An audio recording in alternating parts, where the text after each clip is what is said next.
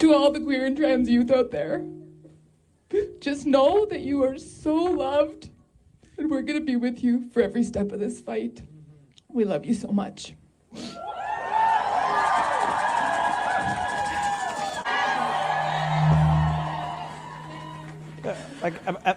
To all the queer and trans youth out there, am I old school where I think this is just totally know that you inappropriate? are so loved, and we're gonna be with you for every step of this fight. We love you so much. We love you so much, queer and trans youth. Not those pesky straight kids. I'm like having a discussion with someone as to whether or not this is wildly inappropriate. Like, politicians don't talk to my kids and don't talk to minors. Period. And this has nothing to do with queer trans debate. When Justin Trudeau takes to the stupid Zoom meetings, I think it was, I don't remember where it was, and says, hey, Mom, I'd like to talk to your kids. That's stranger danger. And by the way, it's a form of grooming as well. I made the mean joke. Before I call you a groomer, are you talking to kids and telling them you love them, trans and queer kids? I know your parents don't understand you, but I do. Come talk to me. I mean, I just want to make sure before I call you a groomer. Is that what you're doing? You know, there's different types of grooming. You can have sexual grooming. You can have political grooming. You can have medical grooming. And Justin Trudeau coming out, asking the moms in the room to leave, I'd like to talk to your kids so he can push the jab on them, is medical grooming. Holy hell, is it awful. And trying to squeeze out a fake crocodile tear from that face. We're with you. To the queer and trans youth, come talk to me privately. It's wildly inappropriate, politically exploitive, and absolutely disgusting. You keep our kids out of your mouths. That sounds even worse. Oh my goodness! And it's like. So that's Janice Irwin for the NDP, I think, out of Alberta or Edmonton. I was swiftly blocked, but I mean I can understand why. That's a member of the New Democrat Party of Canada. That party led by the equally disgusting Jagmeet Singh. And then there's another video of Jagmeet Singh. You want to talk about using kids as political tools, as political props? Where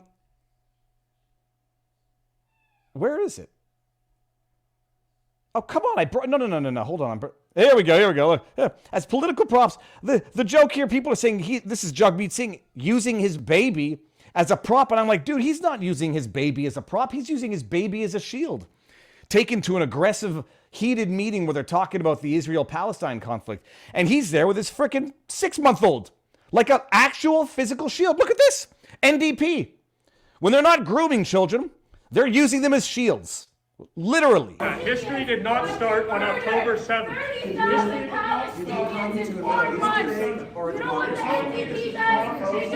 Why don't we get a chance to Who the hell would bring a kid to this, let alone one that's like sucking his teeth? I thought it was a doll. I can talk. If you do want me to respond, I'm happy to do so. I feel like you might want to express yourself more than you want me to. I think you might want to find a bloody babysitter, Jagmeet.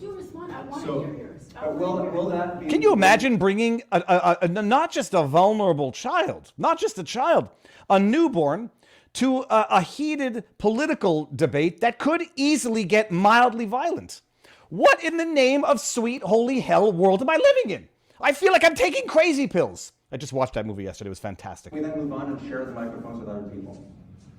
I think right. Nothing is as I'll take important as a that. genocide against the And it Palestinians. is important. Nothing But is it's as actually a important to democracy talk forum. about It's your actually a democracy farming, forum, and your I feel like- democracy. This is a great place to take a kid. Shame on Dace who brought Stefan Leach to our campus. You don't actually give a shit about Palestinians. We're not letting... You bring Zionists to our campus in the name of democracy. You don't give a shit about democracy. This is exactly where you would want to take a very vulnerable baby. Use it as a shield, Jagmeet.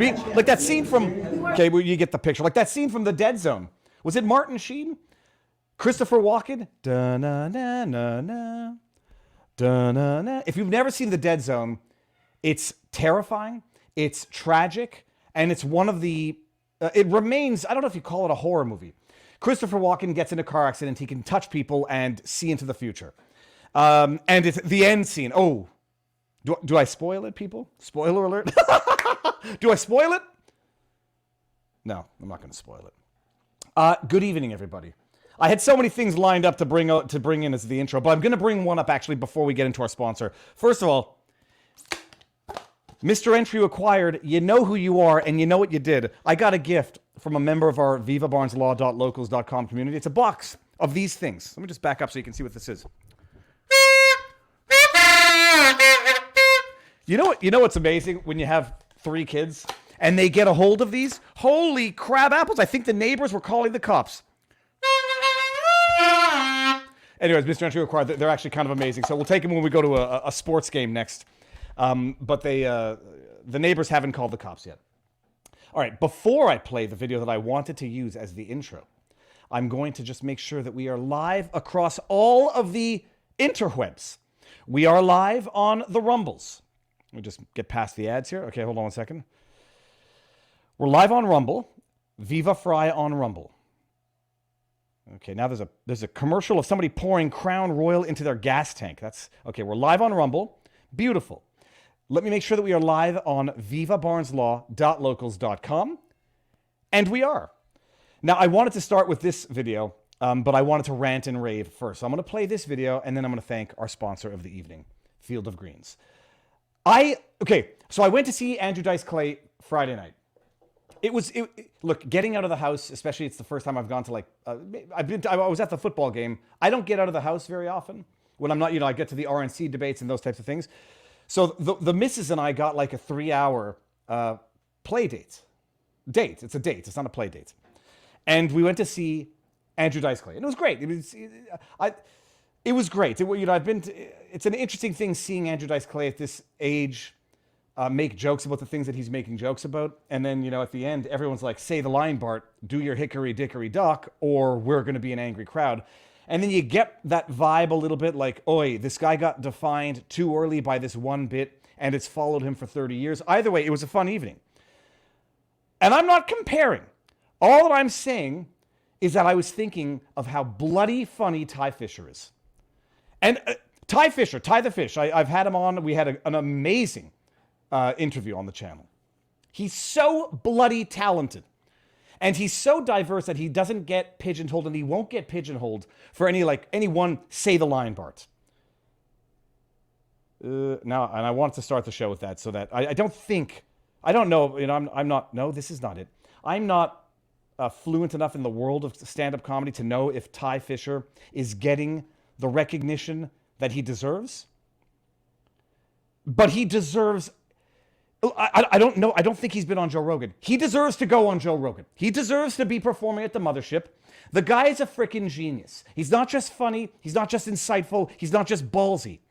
He is creative, and he's a good actor. His impersonation, well, you're going to see it here. This is what I wanted to start the show with. I'm going to play this through. No commentary. I'm going to give everybody the link everywhere. So you can go follow Ty Fisher. You can put out tweets. Get him on Rogan. If he hasn't already been on Rogan. I'll feel stupid if he's been on Rogan. But either way, get him on Rogan again, because I listen to Rogan pretty much every day, and I haven't heard him on Rogan yet. Listen to this. It's fantastic. Thank you to Elon Musk. I'm about to get my Neuralink chip implanted into my brain, lost use of the entire left side of my body, and have trouble speaking. Wish me luck. Good actor. It's good acting. Okay, everyone. I've been up from my surgery for about 15 minutes now. This is freaking genius. Let that sink in. I'm a little drowsy, but I can move my hand for the first time in my life. So, Disney, if you're watching, that's for you. It's pretty cool. I've been up for a little while, 15 minutes. I already updated Starlink, so there's going to be some it should be working about 5 times as fast. So that's pretty good. I also just drew up a new design for SpaceX rocket that can fly to Mars in about 5 days. So that's pretty good progress, actually. And when I woke up, I realized the world is actually not overpopulated, it's underpopulated. So I've already impregnated 6 of my nurses. So, okay, 7. That's pretty hot. That's pretty cool. Anyways, highly recommend the chip. Highly recommend it. I think it's working really well. And Disney, go fuck yourself. Go yourself. Okay, I'm hallucinating. Okay, I don't know where that came from, but I thought he didn't censor it in the one that I saw. It was really cool. It's amazing. Ty Fisher, Brooklyn, dude, living on the road like that has got to be wild. Go check him out. Okay, so that's what I wanted to start with because that is genuine, creative, funny, awesome. He's a stand-up. He's amazing. Can't rave about him enough, and a smart guy. All right. Now as everyone trickles in, and you may have noticed, I get so neurotic as to whether or not I've checked off that box in YouTube because I don't want. Did I? I know I did it. I know I saved it. I had saved it enough. I don't want to get accused of breaking the rules of YouTube, people. They review videos and then they approve them and then they disapprove them, then they demonetize them, and by the time they get around to monetizing them, the news is no longer in the news. Doesn't matter. So I checked off that box where it says this stream contains a paid promotion because it does, people. Booyakasha, it is Field of Greens. I feel like I'm going to steal from Joe Rogan. This one's easy for me, people, because everybody should eat healthy, be healthy, cut out the bad habits. Cut out that crappy, disgusting sucralose-ish, I don't know what the aspartame is the word I'm looking for. Diet Coke, cut out the, you know how many grams of sugar are in a small can of Red Bull? 54, I think. 54? I think it's 54 or 45, one or the other.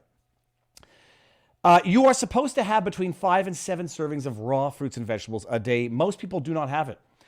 And if you can't have it, do it. But even if you do it, have a 1 spoonful of Field of Greens twice a day, once in the morning, once in the evening. That's 1 spoonful is a full serving of fruits and vegetables. It's desiccated greens, not defecated, although everything comes out at some point in time. Desiccated, like pulverized, it's a food. It's not an extract and it's not a supplement. You take 1 spoonful, they have a sweetened one, mild sweetened with stevia, I think. I don't want to make a mistake about that. And then they have the unsweetened.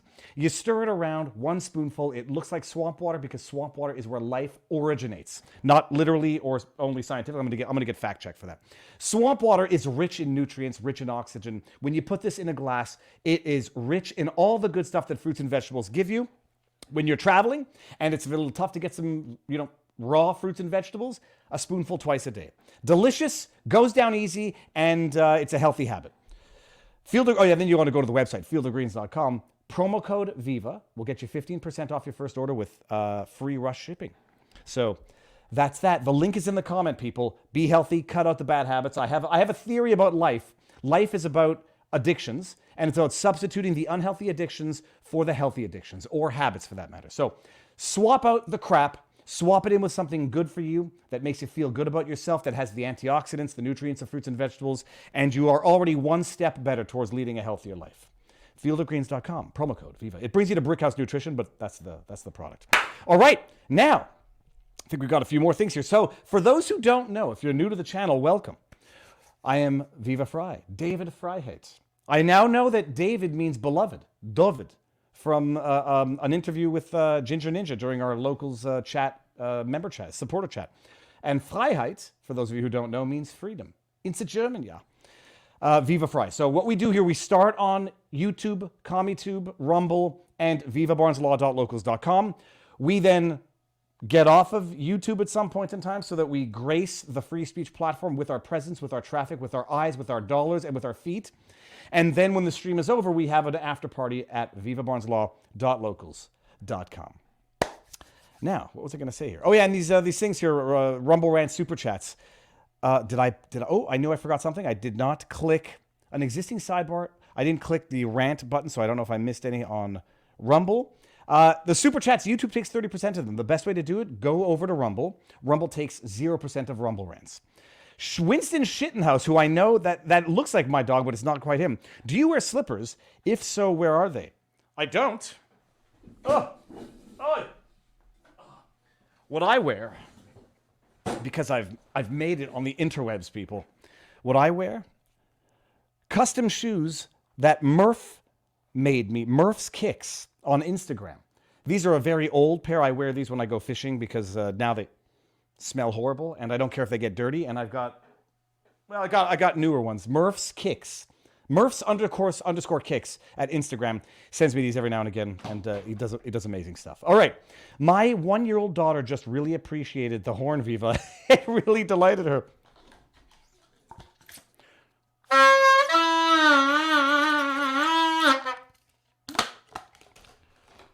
Yeah, it's an awesome. The dogs especially love it. And we got my daughter's name is Adeline. Just in case you wanted to give her a shout out.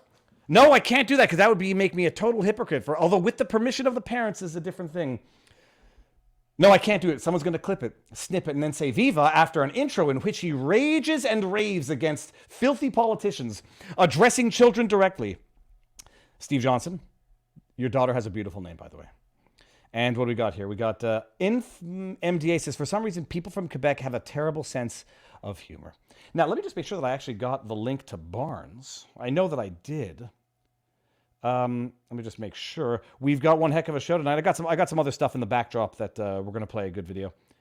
You got the link, comma, right? Question mark. You got the link, comma, right? Question mark. And I'm showing the case that another member of our locals community gave me, who also a forensic psychologist. We did a locals chat, and then she sent me not one, but two. Oh, the dog. Hold on a second.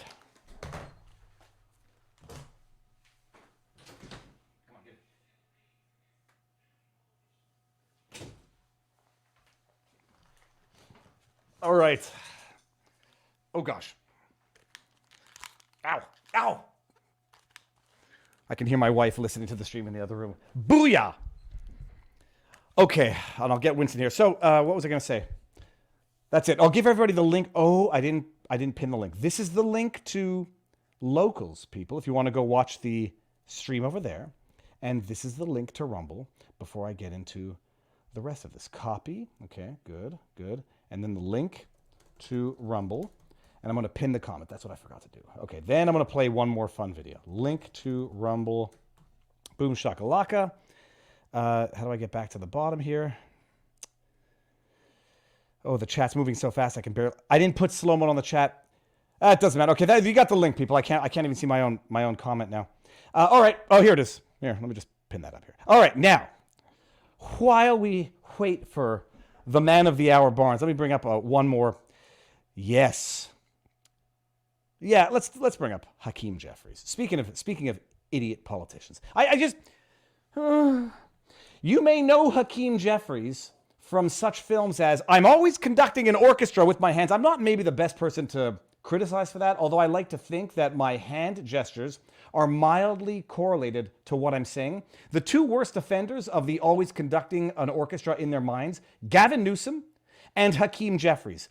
Let's hear what Hakeem Jeffries has to say. I was going to do an entire video on this, but then I said that would just be too juvenile, Viva. You know, we need more common sense in Washington, D.C., less conflict and less chaos. Less conflict and less chaos. Government. That means we should be trying to find bipartisan common ground.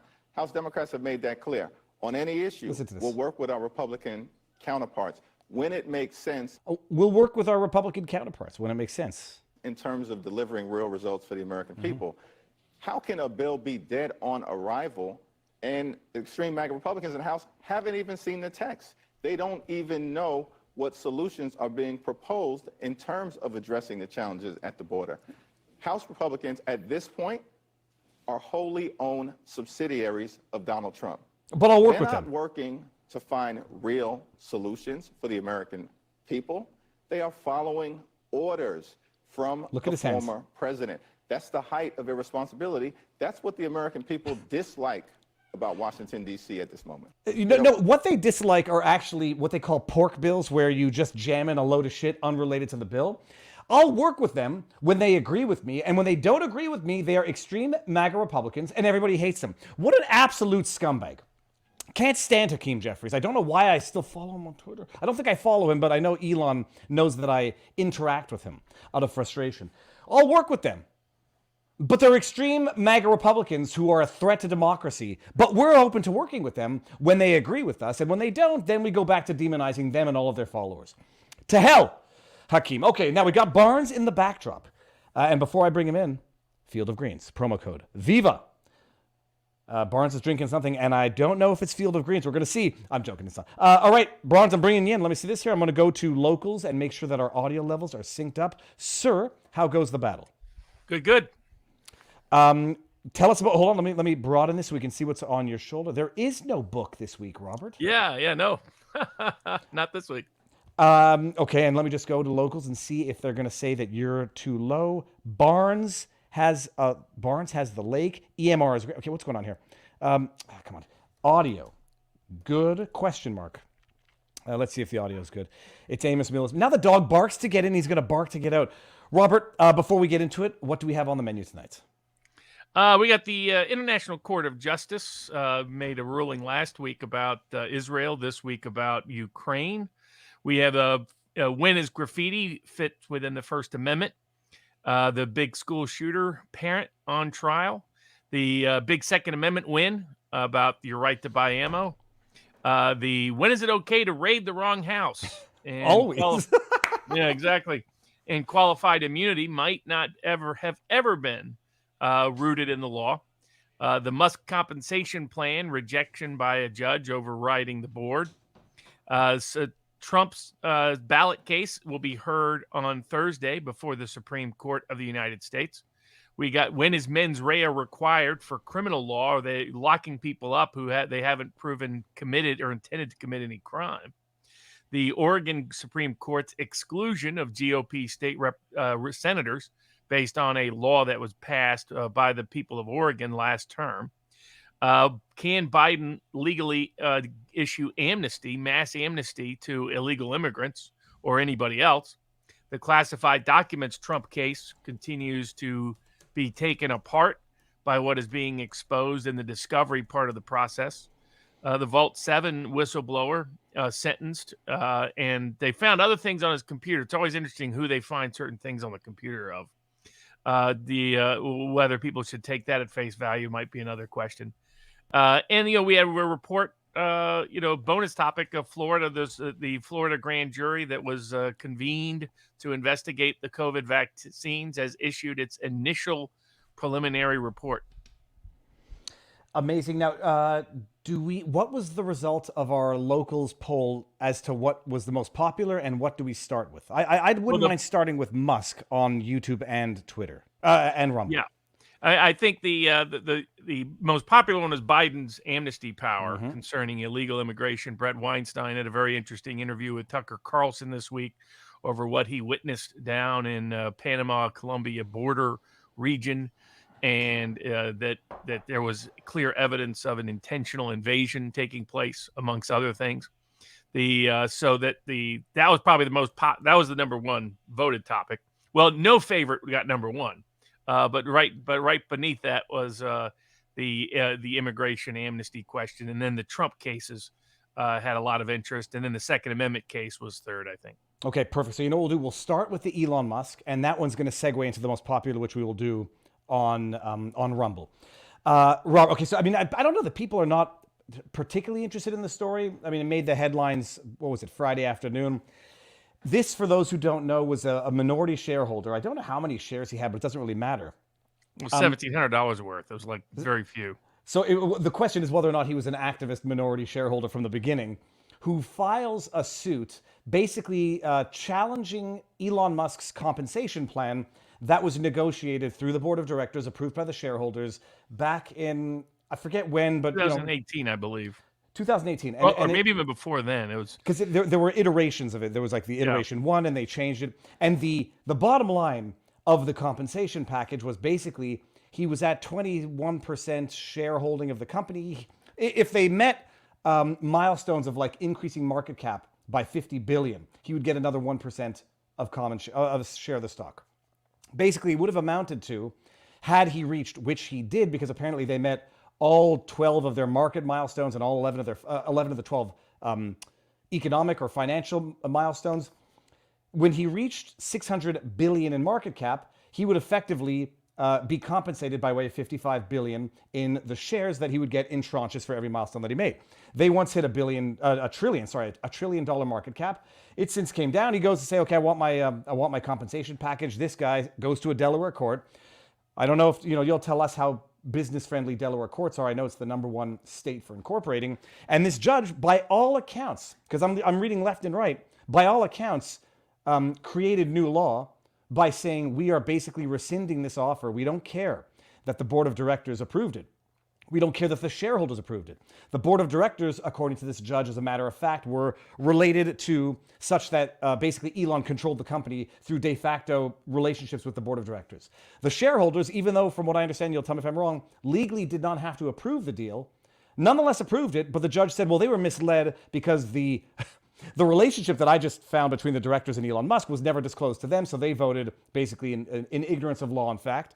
And so rescind it, you're not getting it. I don't know exactly what he is going to get by way of package, what he's doing now. He's threatened to go to Texas, and apparently Delaware is making it hard to unincorporate or leave Delaware to go elsewhere. How much have I gotten wrong? Is this basically an unprecedented move by the judge? Yeah, I mean, the Delaware courts are very friendly to business historically, and that's why they are the favored state of incorporation for companies around the world, not only in the United States. And it's generally called the business deference rule that is strictly enforced by the chancery courts there in Delaware. So that basically if they defer to the decision of the board in any context where there's business discretion to be made. That's why people incorporate. They know that their decisions will be reliably enforced. What this judge did is she scrapped it, said she wasn't going to apply the business deference rule, and instead she was going to consider it like a conflicted controller situation where there's people with conflicts in control of the company, and subject it to a general rule of fairness. I mean, whatever that means. This is what happens when social studies majors take over running businesses. People want to know why communism and socialism and fascism all failed. It's judges like this thinking that they know better than the corporate executives, than the board, than the shareholders, than the customers, than the Wall Street, than everybody else about what was the best compensation to give the best value to Tesla's stock. Because the thing most people looking at the case thought the case had no credibility in, aside from the business deference rule that's supposed to be applied in this instance, is that the shareholders made tons of money on this deal. I mean, they didn't lose. What are the damages? There are none. There are none. Their stock went sky high because of this deal. It's one of the things, by the way, she completely ignores. This deal really wasn't so much to incentivize Elon as it was to convince shareholders that Elon was going to be focused on Tesla. Mm-hmm. And it worked. It worked tremendously. He hit every single metric. And because people believed he was incentivized to hit those metrics, they invested in Tesla, driving up Tesla's stock. So it became one of those self-fulfilling phenomenon. She totally ignores that this was one of the most successful CEO compensation deals ever done, entirely incentive-driven, in which Elon didn't make money unless the shareholders made lots and lots and lots of money. So it's preposterous to subject this to a fairness rule, and the fairness interpretation was absurd and asinine. What this really reveals is what Musk has been figuring out, the political weaponization of our entire legal system. He's right. If you're in Delaware, get out. Axios was busy trying to cover. Say, this is only about Musk. We talked to important corporate lawyers, and they all agreed you can stay in Delaware. They're lying to you. Axios is lying to you. Those corporate whores are lying to you. They're willing to sell out their own client to serve their own political interest. This is a lefty Biden connected judge who was presiding. She never should have been on the Chancery Court to begin with. Has no business there. Has no understanding of business. When you start out, when you're making little sarcastic comments through your opinion, you're a business judge in a Chancery Court.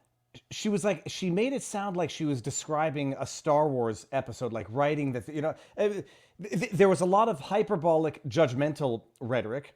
And then there was rhetoric. Look at how rich he is. Oh, my God. What are you doing on the Chancery Court of Delaware? You have no business being there. You're a disgrace. You're a disgrace. This opinion was a disgrace. And it was a damning opinion. But what it is Musk figured it out. Don't incorporate in Delaware. Don't trust Delaware. The Delaware courts have now been Bidenized. which is kind of like being sodomized for him when it comes to integrity, and very undesirable experience. And so that's the reality of it. It's now the Tesla will appeal it. Who knows what the Delaware High Supreme Court will do? Because I mean, this should be shocking. This should be horrifying. This should be terrifying to the state that profits so much from all the incorporating in their state. But who knows whether they'll figure that out?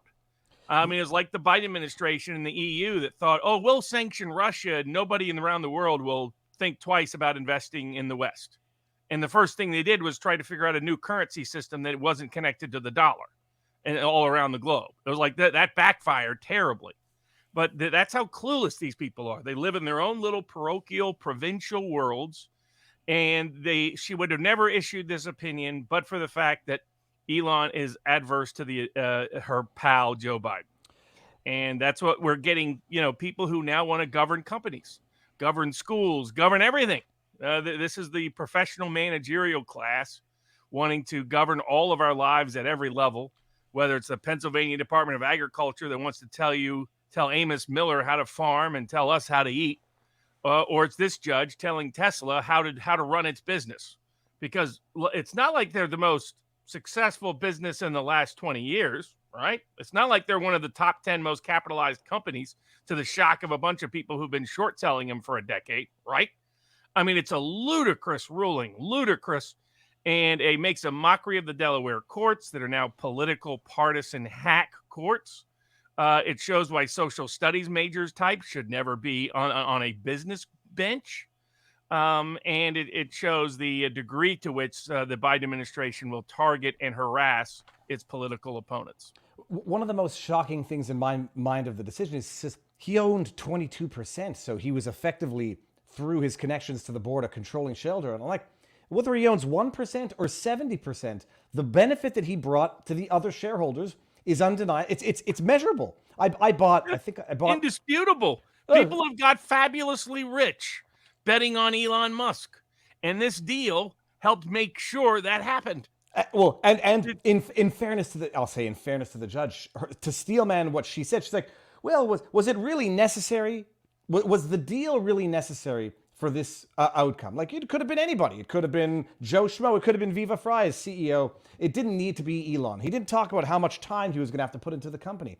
This is how people starve to death under socialist regimes. You get idiot judges who have no idea what they're doing, and they run businesses into the ground with terrible consequences. Correct. That's exactly what it is. It's a terrifying sign. It's just like what they're trying to do to Trump in New York. It's the courts trying to run businesses, take over businesses. They want complete control, state control at every single level. Just like they want to control what Amos Miller is allowed to put in his own fridge, what you're allowed to put in your own fridge. I mean, it's the same logic. It's about complete, absolute, total state control with no option and if you're a dissident from the regime, it doesn't matter if you're a billionaire. It doesn't matter if you're the richest man in the world. They're going to, it doesn't matter if you're the former president of the United States. They're going to come after you. Well, this will segue into the second of the Elon Musk, which is going to get to our most popular case. Everybody get your heinies on over to either Rumble, or if you want to come over straight over to vivabarneslaw.locals.com. I mean, Rumble owns it. They've joined, so it's like you're supporting the same company. Come on over to vivabarneslaw.locals.com. The link is there, because we're now going to talk about Elon Musk's tweet that set the pigs a-squealing, Robert, on the interwebs. So I'm going to end it on YouTube now. I'll be posting the clips throughout the week, because we're upgrading. We've got people now who are going to edit the clips together. None of the what's the word I'm looking for? The gimmicky stuff, but it'll be the clips that do not make it onto YouTube, and you can enjoy those throughout the week. Come on over right now to Rumble, Viva Fry. Okay, remove YouTube now. Get so nervous whenever I do this. Okay, Robert. Sorry. I have a canker. I wasn't going to share the information, but I have a canker if it looks like I'm in pain. It's because I've been in excruciating pain for the last 7 days. I have a stress or whatever. I might have been eating too many of those mango strips.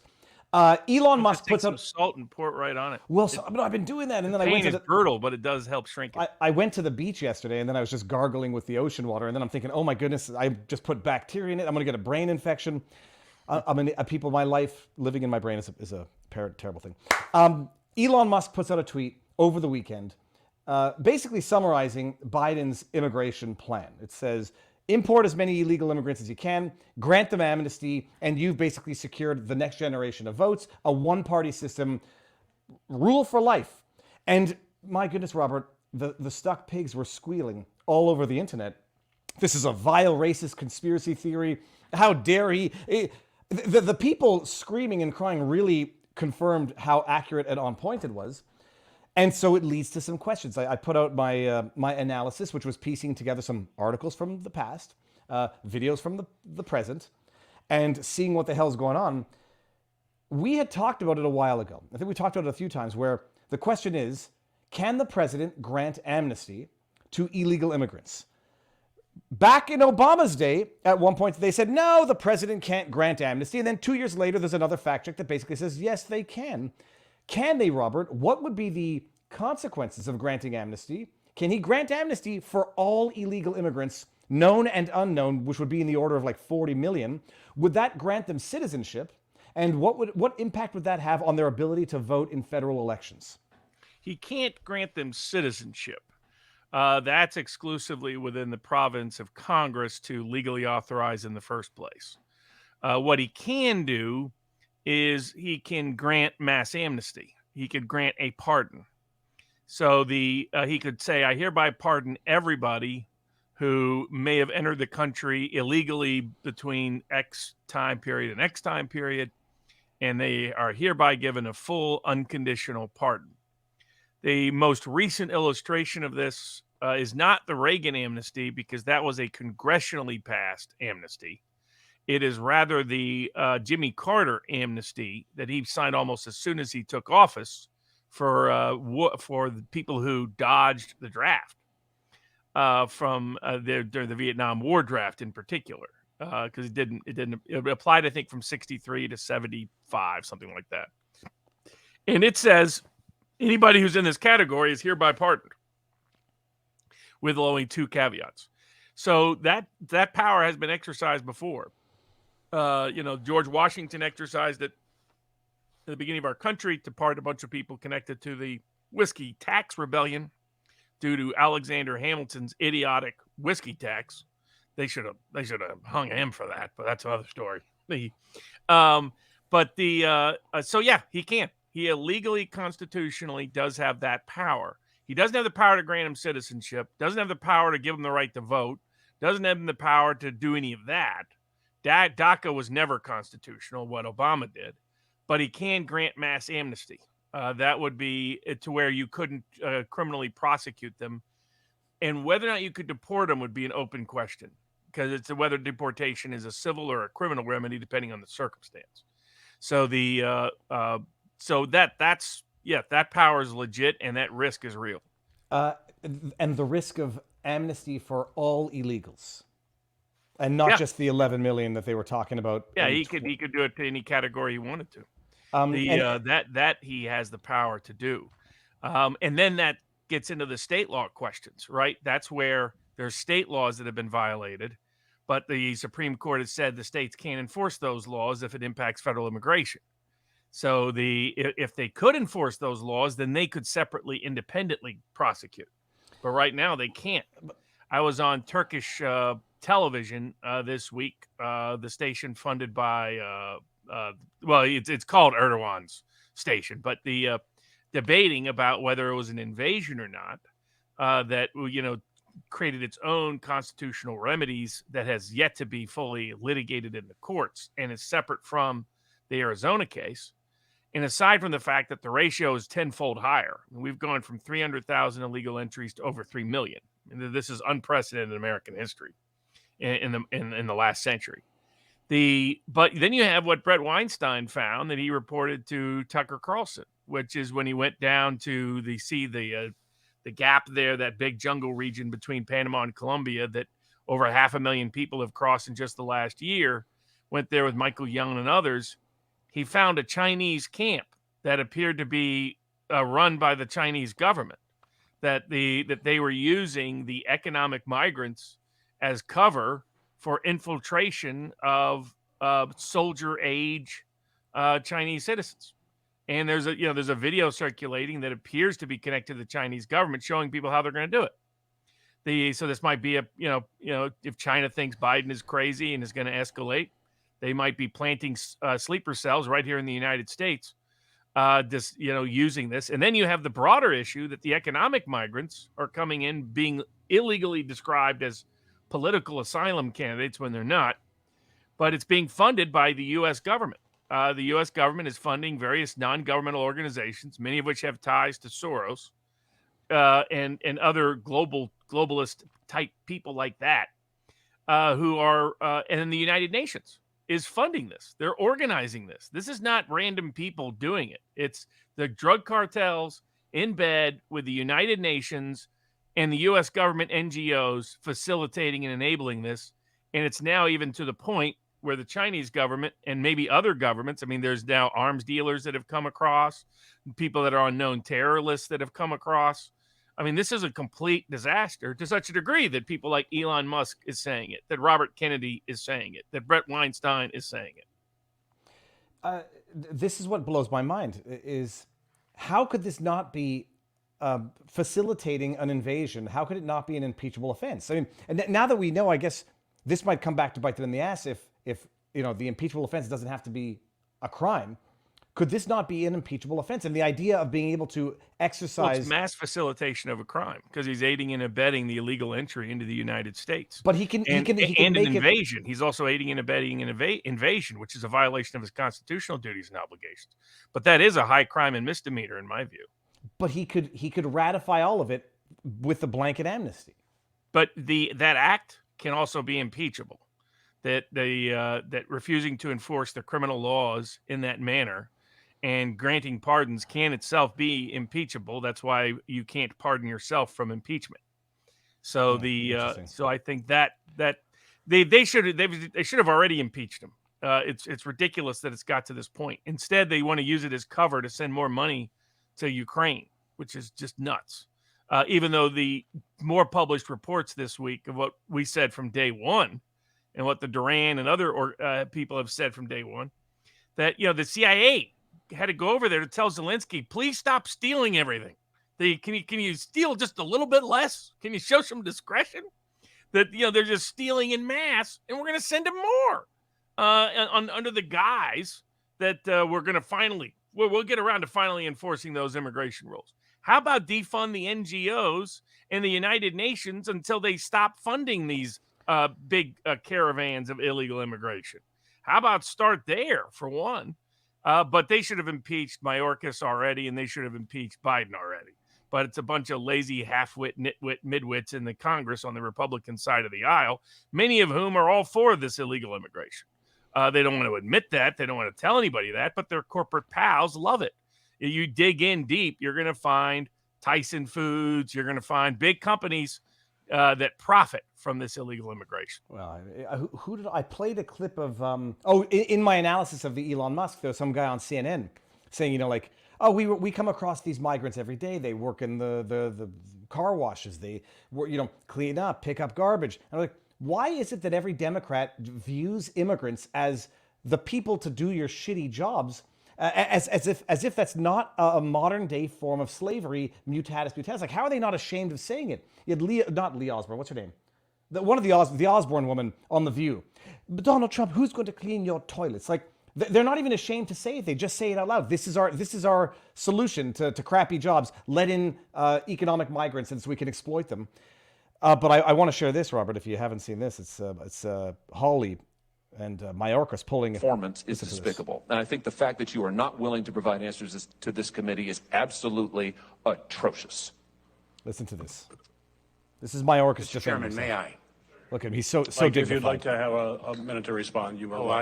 I would, and I'm not sure I'll limit it to 60 seconds. Well, cut his mic. Then. Number one, what I found despicable is the implication that this language, tremendously odious, actually it could be emblematic of the sentiments of the 260,000 men and women of the Department of Homeland Security. Number one.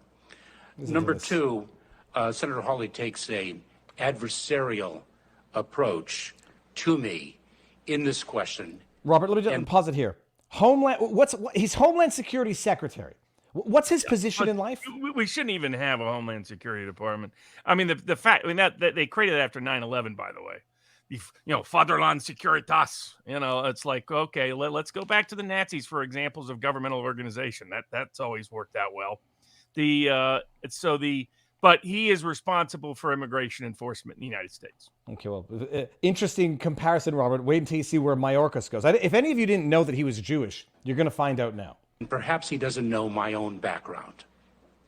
Perhaps he does not know that I am the child of a Holocaust survivor. What does that have to do with anything? Perhaps he does not know that my mother lost almost all her family at the hands of the Nazis. What does that have to do with anything?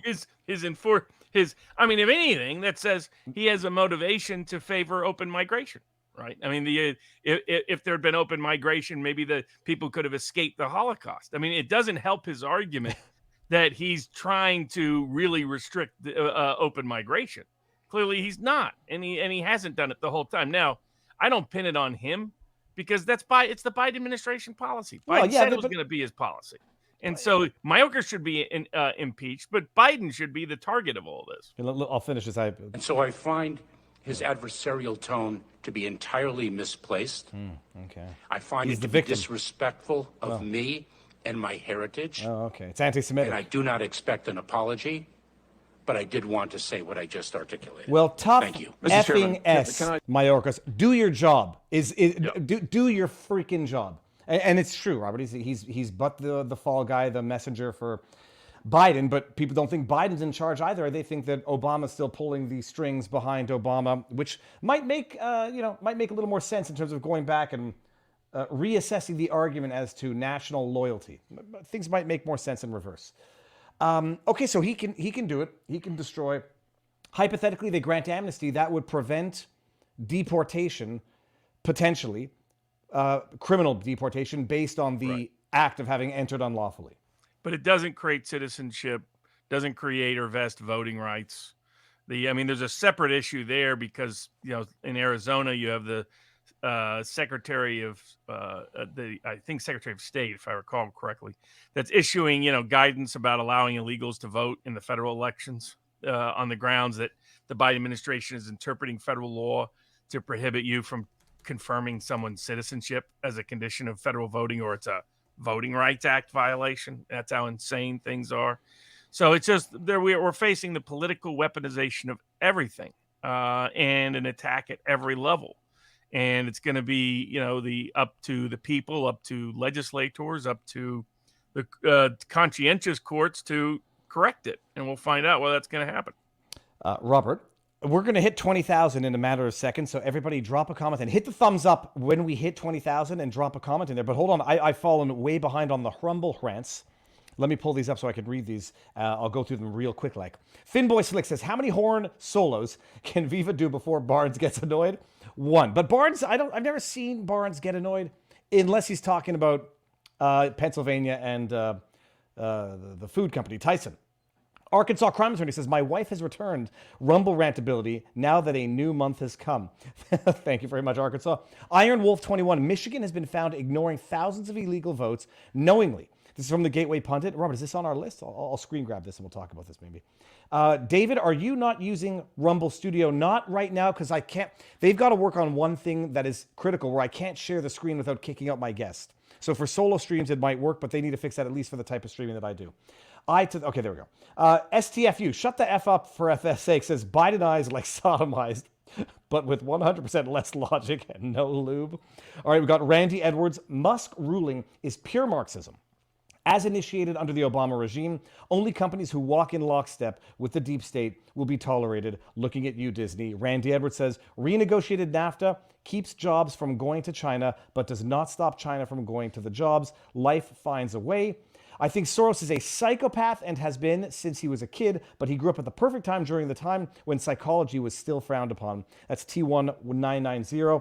Jack Flack says there's a claim that the Arizona, in combination with the federal voting rules, will allow non-citizens to vote in Arizona. Interesting. Texas picked up this year to close their border, making Arizona the largest open border state.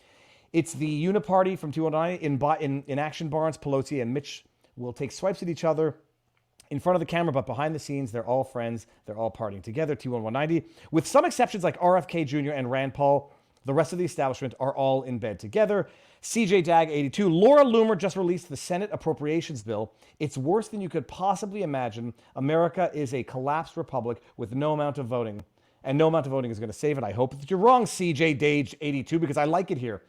And Arkansas Crime Attorney says, please go into the Gateway article. It's insane. The Gateway punted. Okay.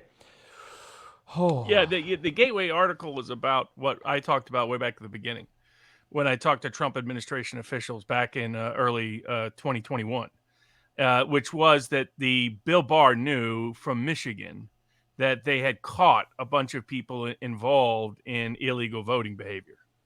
And Bill Barr covered it up.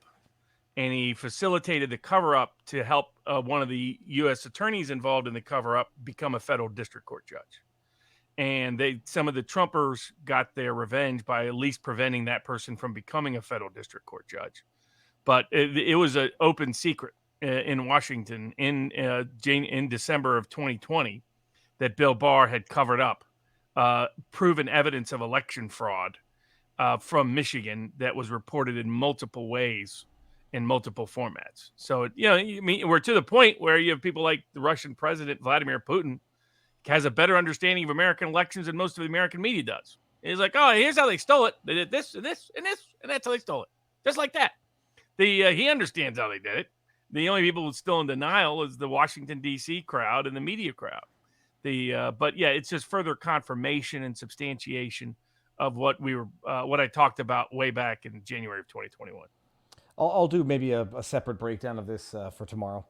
Robert, what's next on our menu? Well, speaking of Ruskies, the Ukraine-Russia case went up before the International Court of Justice. That's the UN's court, if you want to call it that. It's there at The Hague. That's where they got a lot of commie courts, in my opinion. But they made a real interesting ruling. I thought the dissent was particularly good, just like I thought the dissent was good on the Israel case. About the limitations of the court process and where they're actually going to go is a little bit different than where Ukraine wanted them to go. So, I mean, I tried to catch up on it because it's not something I had ever known about until you sent me the link, or you sent me the subject. Ukraine filed a claim at the ICJ accusing basically Russia of terrorism. They haven't done genocide yet. Violating the Genocide Convention. Okay, so terrorism and genocide by arguing that Russia, by providing arms and training to militia groups, is partaking in terrorism as per whatever the law is at the International Court of Justice for funding terrorism. And as far as I understood, the court basically came back and said, no, they're not. It only includes financing terrorism, not training and arms, which I thought was curious. If that's where they wanted to go. I mean, in essence, they were trying to litigate political issues. As the dissenting judge noted, he wouldn't have accepted any part of the case. Mm-hmm. Ukraine also wanted a preemptive ruling that it had not been committing genocide in the eastern part of Ukraine, in the Donbass and elsewhere, to prohibit Russia from later claiming that they did, as kind of a re judicata collateral estoppel basis. And then claim that Russia was guilty of genocide, but their argument was because they were accusing Ukraine of genocide. Under the context, the genocide was the accusation that they are stopping teaching the Ukrainian language in the Donbass region. Yeah, that amongst other, they had very little evidence. They had a few references to the genocidal approach of Ukraine towards Russian culture. That was the reference. Russia had not yet accused Ukraine of violating the Geneva or the Genocide Convention. So they had accused them of violating the various Minsk Accords, which they flagrantly did ever since they had been signed, frankly. And as the German president ultimately admitted, they never intended to honor those agreements. It was just to buy time so they could build up some support to take out Russia when they thought the time was right. But the dissenting judge, I thought, got it correct when he pointed out that Russia's invasion is not within the jurisdiction, is not a genocidal allegation, is not within the jurisdiction of the court, that it's a consent-driven process unless a treaty makes it binding. And that the only treaty that would have made it binding is the Genocide Convention, and there was no allegation, no sufficient allegation of genocide occurring by Russia against Ukraine. And he said he would have stayed out of Ukraine making a preemptive ruling about whether Ukraine has committed genocide. When he says Russia hasn't made that formal accusation, we need two parties to a dispute to get involved. And he's like, this court is becoming politicized. Now, the truth is, it's always been politicized. It's just getting as bad as the International Criminal Court at The Hague, which has been overtly weaponized for political, partisan purposes from its inception and its origin. Here, just go through all the ridiculousness they did in the Serbian Balkan War cases that a lot of people have been critical of. Jack Smith came from that court to tell you who he is and what that court is. So it's the International Court of Justice, which had for the most part avoided getting trapped in political cases. United States versus Nicaragua was probably a pretty reasoned ruling. Some other cases, but as a whole, they had been less likely to let their body be used for overt political purposes. They fancy themselves the successors to the Nuremberg tradition, but now they're losing that. At least they didn't take the nonsense, the absurd claims, but they still took claims that they shouldn't have taken. They'll now investigate whether or not Ukraine has committed genocide in eastern Ukraine when no one is right now accusing them of that. And so it makes it a one-sided advisory ruling that they specifically don't have the authority to give outside of specific advisory opinions, which are subject to separate jurisdiction. So actually, now that you mentioned it, I am a little require clarification. International Court of Justice versus the International Criminal Court, two separate entities. So when they deal with things like war crimes, that goes to the ICC, not the ICJ. Oh, no, it varies. What is the International Court of Justice authorities through the United Nations and signatories? Usually it's consent-driven. Sometimes it's because they agreed in advance that any violation of a particular treaty would be dealt with by that court. Whereas the International Criminal Court is its own animal, and it's outside the UN, and it does whatever it kind of wants to do. It has roving jurisdiction as it sees it. But it's always been political. The International Court of Justice has tried to stay out of these political cases for the most part. Now they partially stayed out of this, but not as fully as they should have, as the vice president of the court noted in his dissent. Robert, do you have any? I'm reading a $5 Rumble rant from Fraser McBurney. Says it is reported that Tucker Carlson is traveling to Moscow to interview Putin. Yeah, he's there. Yeah, he was at the Bolshoi in the same suite that I've been in before. It's the old royal suite that stands right center up on top. And he was watching the same ballet that I watched at the Bolshoi, which is Spartacus. The Russians take ballet to an entirely different level. It's not like any American ballet I'd ever seen. The interesting thing is it induces sleep, not because it's boring. It's mesmerizing. It's so mesmerizing, your brain just goes. So yeah, he's there. They have photos of him at the Bolshoi. And I got to bring up Bill Kristol. I felt bad for making fun of him because for a second I thought he wasn't actually a Democrat when I called him a tyrannical lefty. Perhaps we need a total and complete shutdown of Tucker Carlson re-entering the United States until our country's representatives can figure out what's going on. You know what time it is? It's time to deport Bill Kristol. The thing is, I looked him up. It's like, he was been a Republican for what? Oh, he's the biggest warmonger of all. He helped orchestrate 9/11. He is he's officially though a Democrat now since 2020. It's like, what is it about going left and becoming a fascist? And so, but what part of it? His father was a neocon. Before that, he was a Trotskyite Marxist. So he comes from that school of former Marxist turned neocon that are still empire builders. They just changed their transition. They just transitioned to a new form of statism. Neocon, because I noticed Wikipedia refers to him as that. Is that not an insult? I can only hear that as an insult. They didn't consider themselves. They didn't consider it an insult. No, the neocon, not probably not even till this day. the neoconservatives as to weaponize American power abroad, especially after the end of the Cold War. They really wanted to be the global control. So he was part of the Project for a New American Century, which basically predicted, it would be great if we had a 9/11 type event, because then we could use it to go to all these wars we want. And then voila, 9/11 happens, and all those same guys are in power, like Wolfowitz and Crystal and others. And then they start launching all their pet projects. I mean, where they got discredited is they're so bad geopolitically. Like with Kissinger, nobody trusts the guy, but everybody thinks he's smart and pretty well sees things pretty clearly. You could make some arguments how well he did, but for the most part, that's his public perception. Not Crystal. And Crystal and the neocons are seen as not only morally degenerate reprobates, but they're intellectually incompetent. What they predicted would happen has been wrong over and over and over and over and over and over and over and over. They're the dumbest people on the planet.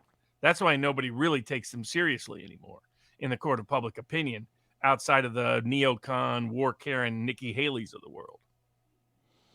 But now, I thought the ruling left open the window for a future claim from Ukraine for genocide. Yeah. Claims of genocide. It left. Yeah, it did. Okay. It's okay. Well, anyhow, Robert, what do we move on to now? We got a bunch of different cases that we can track or trace. Well, that's a good question. Maybe the classified documents case and how it's falling apart against Trump. Okay. Well, so the classified documents is the one in Florida brought out of D.C. in front of Judge Cannon. What's the latest? I'm not up to speed on that one. Multiple things. So one is being documented in the motion practice before the court. It turned out that what some of us said at the time is being confirmed, that the Biden administration, with the National Archives, with the deep state apparatus, was conspiring and coordinating an effort to try to come up with a grounds to criminally prosecute Trump from the beginning, before any subpoena was issued, before any search was issued, before any request for records was issued. They were secretly conspiring in violation of the law, by the way. The National Archives had no right to do what they were doing. The conspiring in advance to entrap Trump. And it's there in their correspondence, communications, and internal documentation. So the public representations of the Trump case were completely false by the Biden administration, just like we now know from Atlanta and big Fani Willis and the trouble she's in, but how she and her lover were meeting at the White House. We now know that this was all coordinated at the Biden administration. The classified documents case is a bogus case. This has even further compounded by the discoveries of America First Legal of an Obama memorandum that basically gave the president carte blanche to declare certain records, presidential records, in such a way that they were already so declared, that also negates the entire indictment against President Trump. So you've got multiple prongs of the classified documents case just falling apart in live time. And this, comes on the immunity case issue still being heard in D.C. So that March 4th trial date's already been vacated. Anticipated that will go back up to the Supreme Court, but increasingly unlikely any of these criminal cases reach trial prior to Election Day. The Georgia case, also now a complete disaster because big Fani Willis admitting that what she was involved in and what she's really admitting, whether she wants to fully acknowledge its consequences, is money laundering and drumming up a bogus political case, committing fraud against the state of Georgia. Sometimes he paid, sometimes she paid, but who knows? But they're both paying with the same money. Robert, Bill Kristol, taxpayers' dollars, where it's coming from. Bill Kristol's coming up twice in one evening to highlight his stupidity. Crazy that a junior Trump-appointed and Trump-friendly judge can delay the trial in an open and shut case against him on the classified documents. Yet another instance where the guardrails can be shoved around enough that they don't reliably guard the rule of law or democracy. Bill Kristol is on a roll for being an absolute... He's funny. He's funnier than Billy Crystal. It's an amazing thing. Yeah, I mean, the big thing with him is that the amount of death and mayhem he's caused around the world. I think it was Dave Smith or some other people. Maybe it was Alex Jones. It was Alex Jones. Alex Jones, who's having a lot of fun on his Twitter account these days. Alex said, I think we should try you for war crimes. What do you think, Bill? And that's absolutely the case. If anybody should be tried for crimes connected to war policy, it's Bill Kristol as much as anybody else. So those cases are really increasingly falling apart, and we'll see this week if this scheme to keep Trump off the ballot will also finally get killed, because the Supreme Court holds oral arguments, I believe, on Thursday on the Colorado ballot exclusion case concerning Trump. That's going to be live, right? That's going to be on the Supreme Court's YouTube channel. Yeah. Well, I'll be commentating. Well, on it's that. not. It's somewhere on the Supreme Court. You can listen in. Okay. That's the best I think they do. Obviously, they still don't. Well, they won't allow cameras in there. The holy Supreme Court can't afford cameras, but at least you can usually listen in, and sometimes you get assigned by what questions they ask. It's not always absolutely predictive, but if it can be, if all you get are hostile questions to one side or the other, then that is usually indicative of where the court's going to go. Fani Willis is now subpoenaed to testify in Michael Roman's civil case against her for allegedly withholding relevant evidence. She's not getting out of that subpoena, right? I mean, she might try. No, but I don't think so. And I think there's going to be so much more public scrutiny on this. I think it's just a matter of time before these cases all get dismissed and she gets kicked out of office. Mm-hmm. I think she's just on the clock. I mean, this is so egregious example of money laundering as you could possibly imagine, misusing and abusing state power for political, partisan, and self-enrichment purposes. If Georgia has any self-respect, they will get rid of these charges and they will get rid of her office. Well, do they impeach her? They should. Or prosecute They should. her? Yeah, they do both. It's Because extensive. everybody she has to- fired the whistleblower that exposed it. I mean, there's multiple layers of illegal criminal behavior by her. And by the way, this is a good bridge. She should be subject to civil and criminal prosecution under the federal civil rights laws, because there should be no qualified immunity for what she's doing if you actually read the whole history of our civil rights laws. Well, okay, this I presume is going to the wrong house case. The police officers and SWAT who go to the wrong house because they didn't see the address. So I tried to get caught up on this case. This is a case where they're trying to raid a drug house. Apparently, they have an address. SWAT versus law enforcement are coordinating to do this. They have an address. The law enforcement is unable to even see the address of the house that they're going to raid, and they end up, bottom line, raiding the house 2 houses down from the, what do they call it? It's not a stash house, but from the stash house. It was stash from house. the stash house. So they end up they pull a Alpha Warrior X type raid, concussive grenades or stun grenades, whatever they are. Yeah, No knock, family bust with the 2 little windows. girls in the house. A married couple with 2 girls who happen to live down the street for one house over from a stash house. They busted in, realize they've got the wrong house. SWAT saying, you got the wrong house, you got the wrong house. They end up they finish their raid at the stash house and then come back. I forget what they did. They clean up, they sweep up the glass, and that's it. They broke windows, broke through doors, terrified the family. The whole 9 yards. I mean, and that they ordered the mother down, the husband down. They say you got the wrong house as they're doing it. The family sues for civil rights violations, and the cops tried to raise qualified immunity, which was denied. Correct? At the district court level, but the Fifth Circuit came in and saved those poor police officers. So they say over a good, robust dissent. But the 2 leading judges decided that it's okay to raid the wrong house in America and terrify a family. Because golly gee, what cop couldn't even possibly know that might violate the Constitution? Who could know that? According to the honest judges at the Fifth Circus. Well, the dissenting judge, seemed to have a more compelling argument, because even the 2 majority judges say, yeah, it was basically negligence. He couldn't even say how he determined the address. He said he couldn't see it because there was a light, and he had just raided the wrong house. And being told that it's the wrong house, how is that a SWAT no-knock raid, no less? This isn't your run-of-the-mill raid. This is a SWAT team no-knock raid that they were doing. You would think you would be really precautious before you would exercise that kind of raid. But he didn't even he first tried to raid the first wrong house. Realized, okay, no, this is the wrong house. Let's raid this one next door, and he raided another wrong house. And even the police department's internal review was that it was extraordinary breaches of their protocol.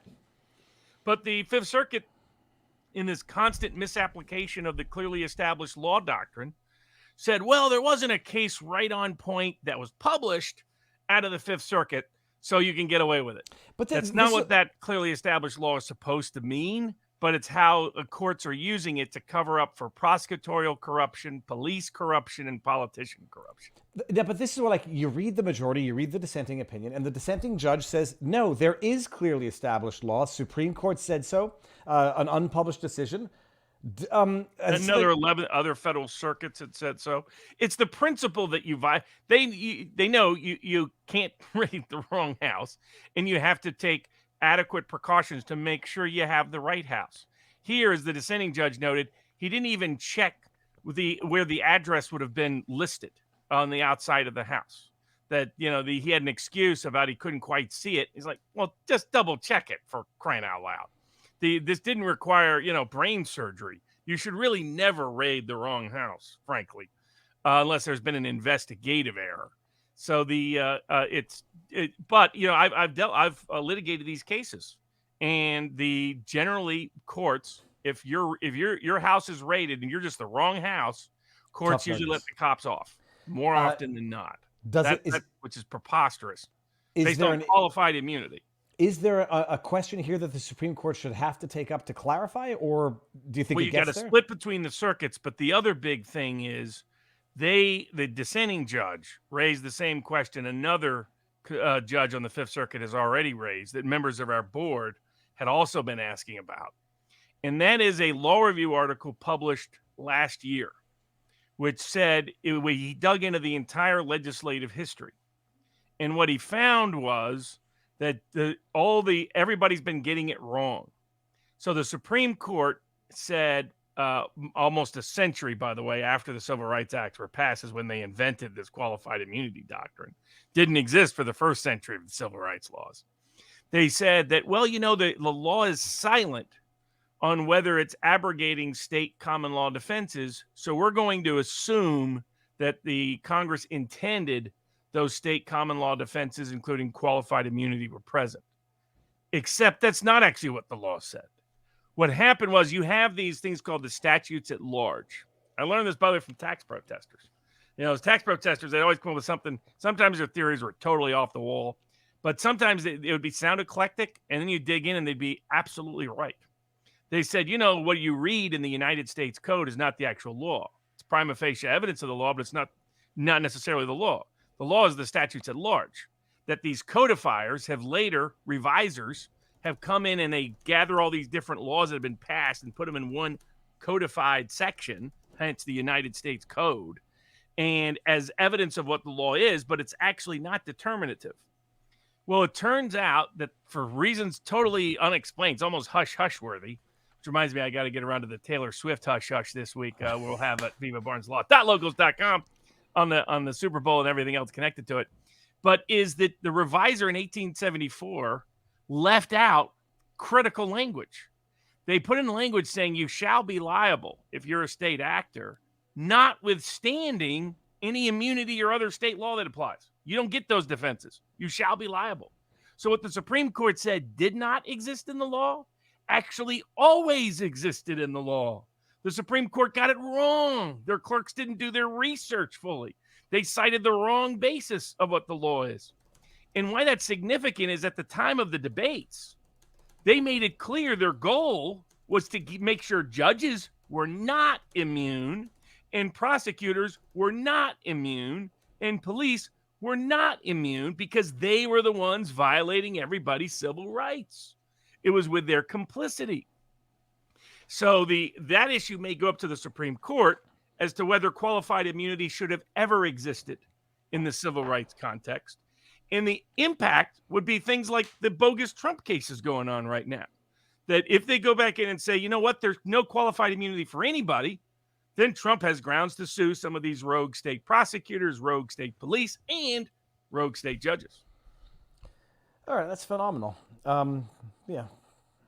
I got nothing to add to that, Robert, other than to say the dissenting judge clearly understood it better. And We'll see if it gets to the What Supreme you have Court. is you have these conventional conservatives and conservative authoritarians versus conservative libertarians or conservative populists. The conservative authoritarians are like the liberal authoritarians.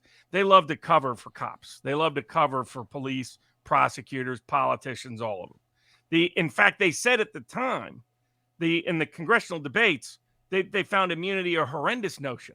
They said that's the idea the king can do no wrong. This is America. That's totally foreign to who we are as a country. And yet our courts have invented it out of whole cloth to protect themselves and their political allies in the executive branch. All right, there's no smooth segue into this one. We're just going to do it. It's not the state or the city of Tucson versus Seattle. It's a man whose name is Tucson versus Seattle, challenging the city's ordinance prohibiting graffiti or temporary writing if done without the express consent of the landowner.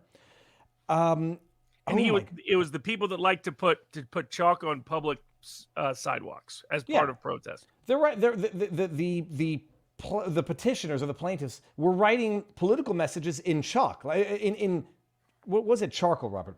Something that washes away. Both. It washes away with the rain. It wasn't spray paint. It wasn't whatever. Political messages. And the city came out with an ordinance that basically said you can't write without permission on public-private property without the express consent. And they challenged it.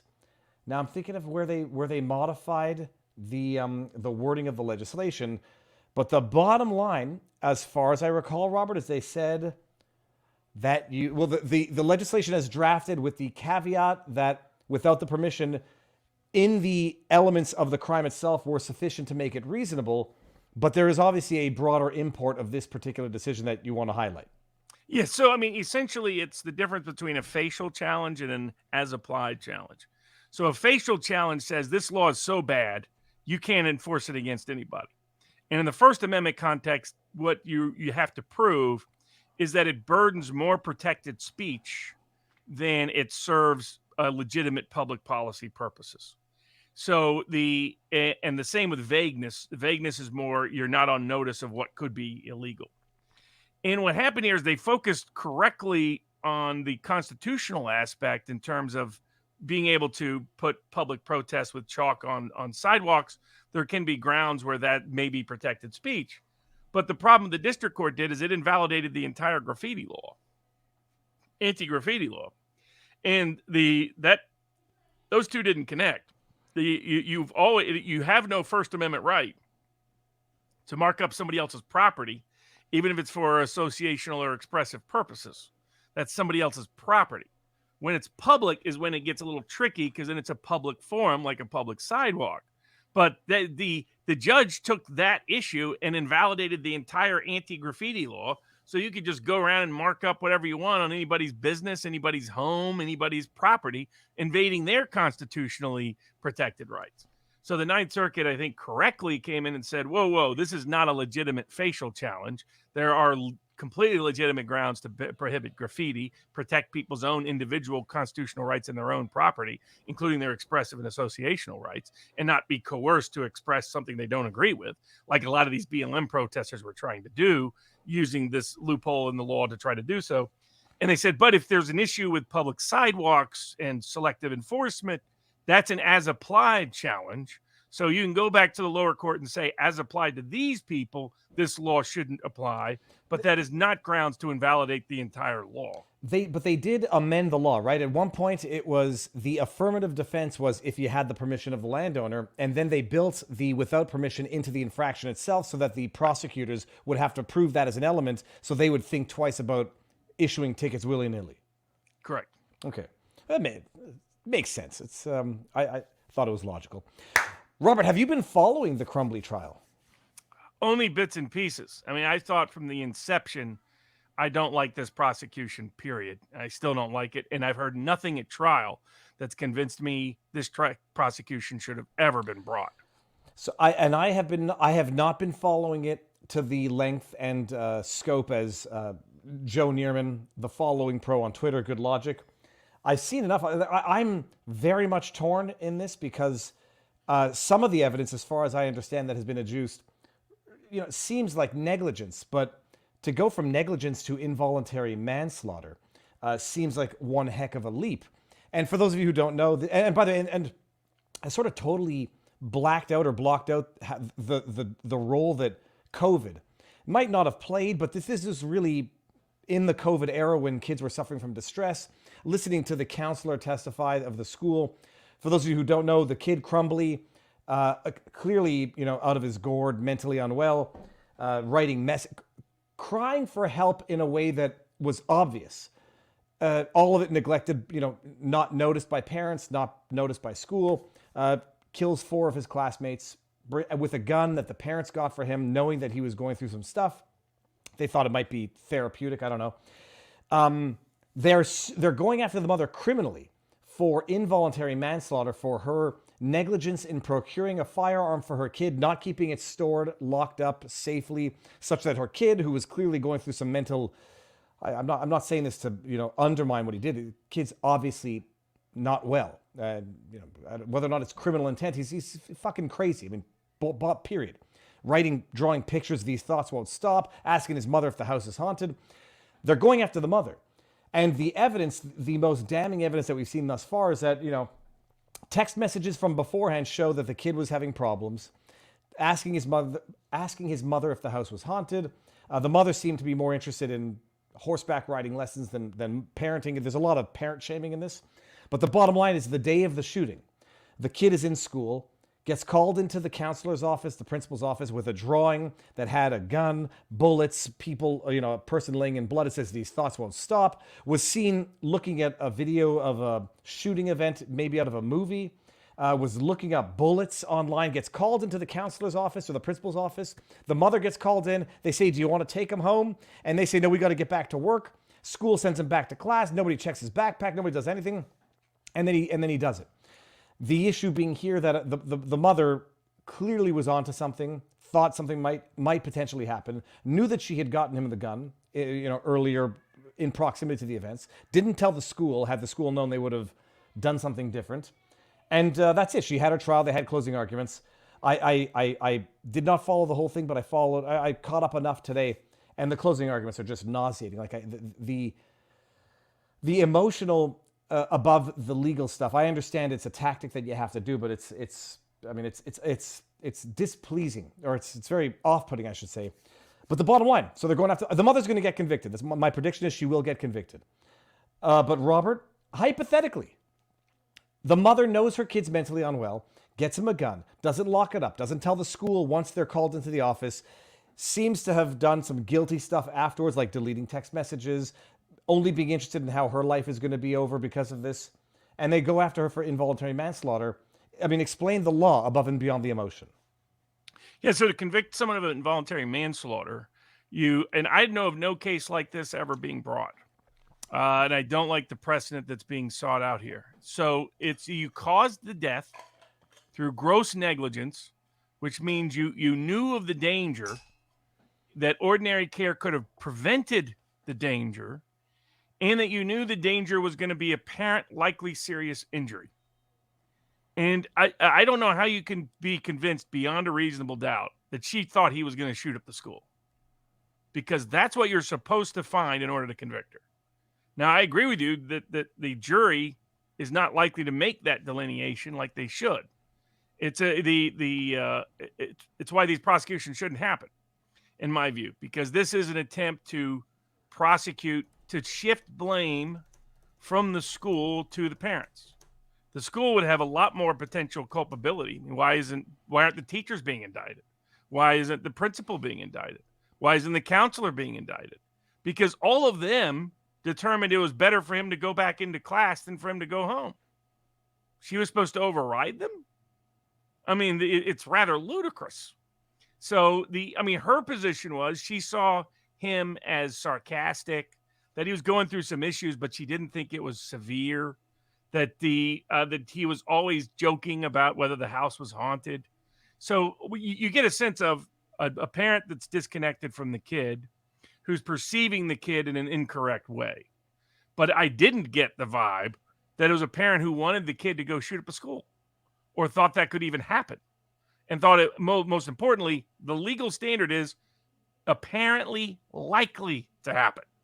So unless they conclude beyond a reasonable doubt that she thought it was likely he was going to shoot up the school, she should be acquitted, which means this prosecution should have never been brought. I thought they were going to have something far more damning, because there were stories early on about, him saying he was going to do it to her, and there were these rumors. They didn't prove any of that. The deleting text messages doesn't matter. They can get those right from the phone service provider. Well, and also it's after the fact. First of all, I'll just read a few chats because apparently this is what happens when people who spent all week watching it don't like the summary. Janeway 1 says Viva lacks facts. We got Magoose who's pulling the shame on you, Viva. That was the worst summary of the trial and evidence. It was a summary. And then let's see here. We got, let me see here. Horseback riding, right? I bet she was, okay, that's not right. Okay. Well, she was also having an affair. The kid's mental disturbance tells me they're not good parents. But that's very different from causing mass death. And I didn't like this. There have been other cases where they've brought general parental neglect claims. You could maybe do that here. But the other concern I have is they're trying to use this to punish people for allowing gun access to their kids. That's the subtext of this case too. The subtext is any responsible parent would never allow their kid to ever have a gun, no matter what, or otherwise you're really probably complicit in wanting mass murder. That's the other subtext here, and it's a gun control message. And then last but not least, it's shifting blame. They want people like Sandy Hook. They didn't want anybody looking at the school officials and the politicians. That they're the principal people usually responsible on this. Here they had specific awareness of his specific risk, and they didn't send him home, and they didn't search his bag. I'm sorry, that's just basic violations. In the name of protecting schools, we have these invasive searches they do all the time of kids. And then when they actually need to do it, they don't exercise it. They just screwed up. You have a lazy school system, screwed up, and they're looking to blame everybody, the gun, the parents, rather than themselves for their complicity and culpability. The issue listening to the counselor testify, the issue I had is like, okay, fine. Hypothetically, they find the mother guilty. What of the counselor and the principal or whoever they met with and said, oh, we're gonna send him back to class now. Kid was watching videos on his phone, drawing pictures. These thoughts won't stop. And we send him back to class, and they try to fault the mother for saying, I have to go back to work. All right. And to be frank, the school is in a much better position, those trained personnel, than the mother is. The school has been trained for 20 years, 30 years, how to identify risk, how to address the risk, how to deal with the risk. Your average parent doesn't have that training. I mean, it's clear that these parents were not great parents, or the kid wouldn't have had the issues he had, quite frankly. But the idea that the parents were deliberately culpable or complicit in it, I thought we were going to hear evidence of abuse.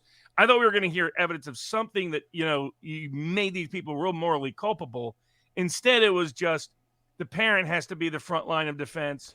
The parent has to be proactive. The parent can't ever let their kids do anything bad, or it's their fault. And let's morally shame the parent.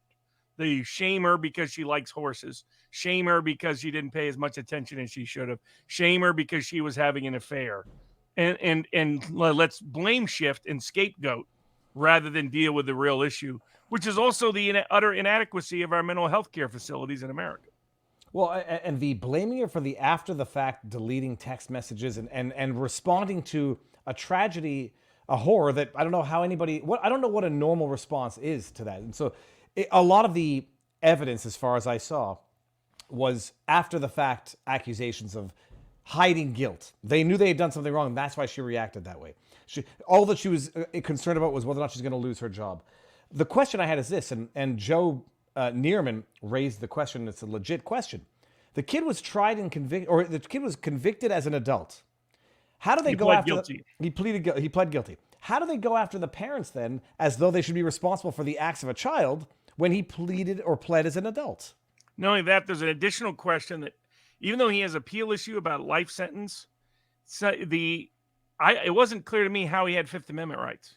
He's already pled guilty, and the court did not allow him to testify because of Fifth Amendment rights. And it's like, what Fifth Amendment rights? He's already pled guilty. There's nothing for him to be worried about incriminating himself because he's already done so. I found that a little peculiar. And it was interesting to me that it was the defense that wanted him to testify. And it was, that tells me you dig into this case, you had a disturbed kid with parents who didn't pick things up, but not parents deliberately causing his disturbance, nor really aware of his disturbance. And so their problem was they were disconnected. Their problem wasn't that they were seeing all these warning signs and just saying, screw it. Well, but it's like also, the media originally pitched. It's also just like predictable parental denial. Nobody ever looks at their kids and says, my kid's got a problem. They look at, oh, he's just a kid, yada, yada. And people should also appreciate, this is not a civil liability case for the acts of a minor child. This is criminal charges This is for saying that they're responsible for the murder, that they knew that was likely to occur and didn't take ordinary steps to preclude it. And I just can't, that's just not present in the facts I saw develop beyond a reason. What, you think she gets convicted? It's all depends on the jury, and I don't know how the jury selection went. So I think that it would be a disturbing sign if she's convicted. In my view, it's a disturbing prosecution. It would be an even more disturbing conviction because of the patterns it's setting, and it's ultimately going to be used as an anti-gun case down the road. Oh. That you're going to find judges changing custody of kids based on whether one parent allowed them to have access to guns or not. That's where this is coming. They'll cite this case as their example as to why it's so dangerous and so reckless. And how dare you allow your 16-year-old, 17-year-old to have a scary, scary gun? That's where this is heading, and that's what they're intending to do. They're going to re-Sandy Hook guns all over again. I'm predicting this is neither a want nor any intent here. I predict she's going to get convicted. And then the husband also stands trial in March. I mean, she can get convicted before the husband even stands trial, and as if that's going to be a fair trial. Robert, what was I? Oh no, I was also going to say the incompetence of the school. Set aside whatever you want to blame on whom ever. The incompetence of the school, that they were the ones who had the firsthand knowledge, by all evidence that I've seen, of the events on the day of, and that they take him and they don't say, take your kid, go to a hospital, like check him in somewhere. Go see a doctor right now. No, go back to class. And it was an option. Even by the evidence that I saw, it was an option for the parents. It wasn't an order. Take him home and figure it out. Because we're not letting him go back to class. Absolute apathy, left, right, and center. Well, and especially when they're given such extraordinary power. Power to search. They have the power to detain him. They have the power to put him under a 48-hour, depending on the state, hold at a mental institution. They use this power all the time. They misuse it all the time. And in the case where they actually should use it, they don't. And they don't want to be held no accountability for it, no responsibility for it. That's the real underlying dynamic. And they definitely don't want mental health failure to be, they don't want school failure or mental health failure to be the highlighted stories. It's parental failure and how guns are scary. That's the narrative, and they're pursuing bogus prosecutions, in my view, in order to perpetuate that false narrative. Well, on the subject of Second Amendments, there's this prosecution, and then there's a Second Amendment win, which is, Robert, this is funny. I'm reading this case. I'm like, it's literally the Chris Rock joke, where it's like, you want to stop crime, you don't ban guns, just charge $50,000 a bullet. And you're like, I'm going to come back here next, I'm going to go put that bullet on layaway, I'm going to come back here after I pay it off, I'm going to shoot you with that. Bada bing, bada boom. It's a hilarious joke. This was California, right? Oh, yes. The great Judge Benitez. So you got Commie Canada and you got California. This is coming out of California, where I guess they said, well, regulating the guns is not working because you got a robust right to Second Amendment rights. So we're going to regulate the bullets. And if you want to go get bullets, ammunition, you're going to have to, what are they? Was it get a permit for You have ammunition? to get permit and background checks every single time you wanted to get it. Background checks for every purchase. And those were often delayed, sometimes wrongfully denied. You know, it was a huge bureaucratic and procedural headache. And the state of California was trying to say your Second Amendment rights doesn't include the right for ammunition. So you have a right to a gun, you just can't load it. Hey, that's not violative of the Second Amendment, because we're not banning the guns. We're just, highly regulating the ammunition. Well, I mean, I thought about it as I'm reading the case. What impact would that have had for people who what is it called? Fill their own bullets. Like, what would that have done for people who make their own rounds? Well, the some of that it wouldn't have applied to, but like one of the other problems was the anti-importation ban. If you happen to buy bullets from outside the state of California, you couldn't import them without all these special permissions and approvals in advance as well. So California has 100 different ways to try to prohibit you from being able to defend yourself. And it's not like its laws have worked great at prohibiting actual violent crime in the state. But Judge Benitez has already struck down several other California gun laws, and he presided over the trial. And he's like, look, it's pretty simple. Ammunition is clearly part of the Second Amendment right to bear arms. That bear arms means nothing if you can't have the ammunition for it. So then the only question is there a history of states at the time of our founding, or at a minimum at the time of the 14th Amendment's passage, because this is applying it to the states, of limiting ammunition purchases by background checks, by permits, or anything else. And he's like, they can't find a single one. The state of California couldn't find any examples. That historically, there was no such limitation, no such restriction, no such restraint. And it's analogous to like the Amos Miller situation. It's an obsession of trying to permit everything. By permitting it, they're trying to take what is your otherwise right, convert it into a state privilege so they can take it away anytime they want. And that's what they were doing here, too, just in the Second Amendment context. They came to the right decision, however. Benitez did, yes. Okay, and so now, do they change the legislation so that because Benitez, he basically said, look, it was the background check with every purchase that might have been a problem. They seem to have modified that in another version. If and when that gets to court, we'll make a decision on that at that time. Yeah, I mean, basically, he's been gutting 90% of California's restrictions. So there's only going to be a few left at the end that are going to be constitutional.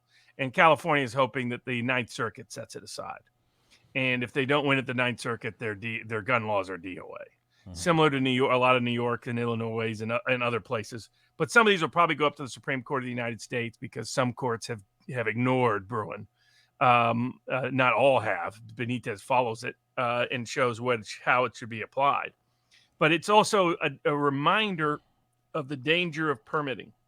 Once you start requiring permits for things, you eviscerate rights, inevitably and inescapably.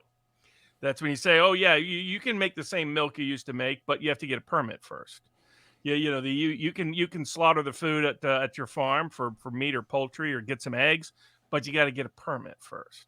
So, oh, yeah, you can defend yourself under the Second Amendment, but you got to get a permit first. That's the danger to constitutional liberties, is all these bogus permitting processes that need to be stripped from state and federal law.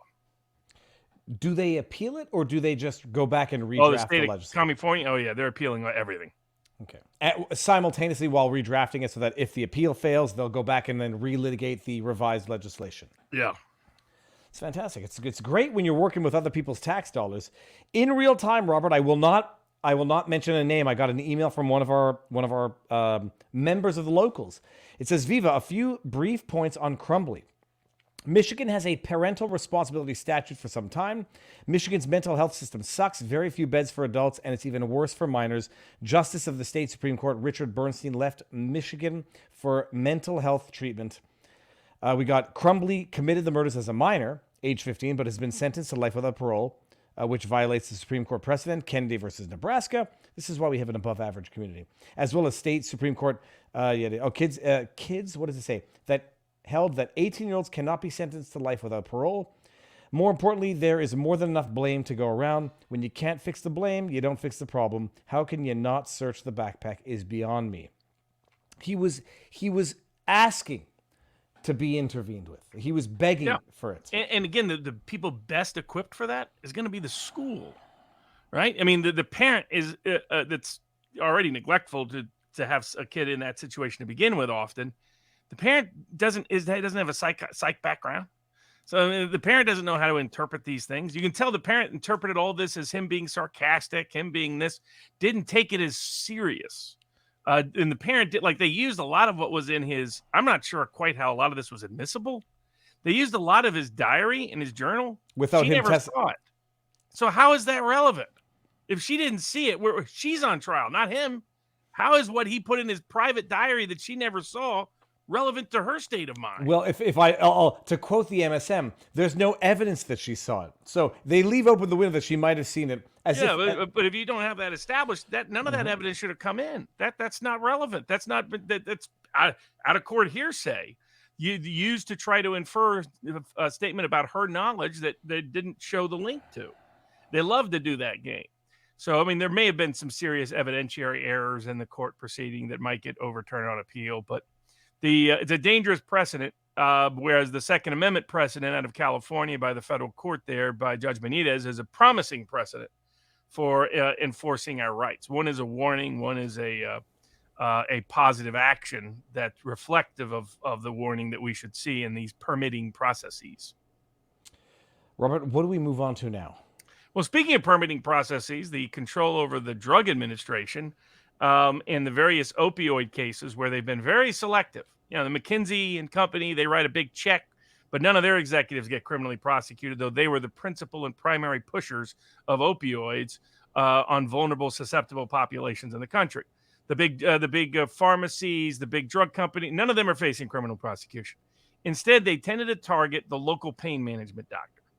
Often guys that have like eclectic combination. In other words, maybe sometimes they were just, basically drug pushers, but maybe some of the other time they were just sympathetic with their patients and thought this is the only way their patients could survive. I mean, all of their patients were this one doctor is prosecuted.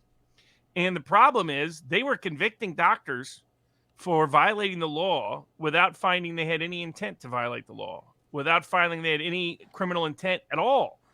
It was if what you did was outside the bounds of medical care, according to some expert testimony, then you could be sent to prison for life. This guy was facing 40 years in federal prison for prescribing pain meds to patients. Just to steelman it, the accusation was prescribing pain meds to patients without properly meeting them, despite, indications that they might have been abusing of it or, selling it. I do know, I'm just saying.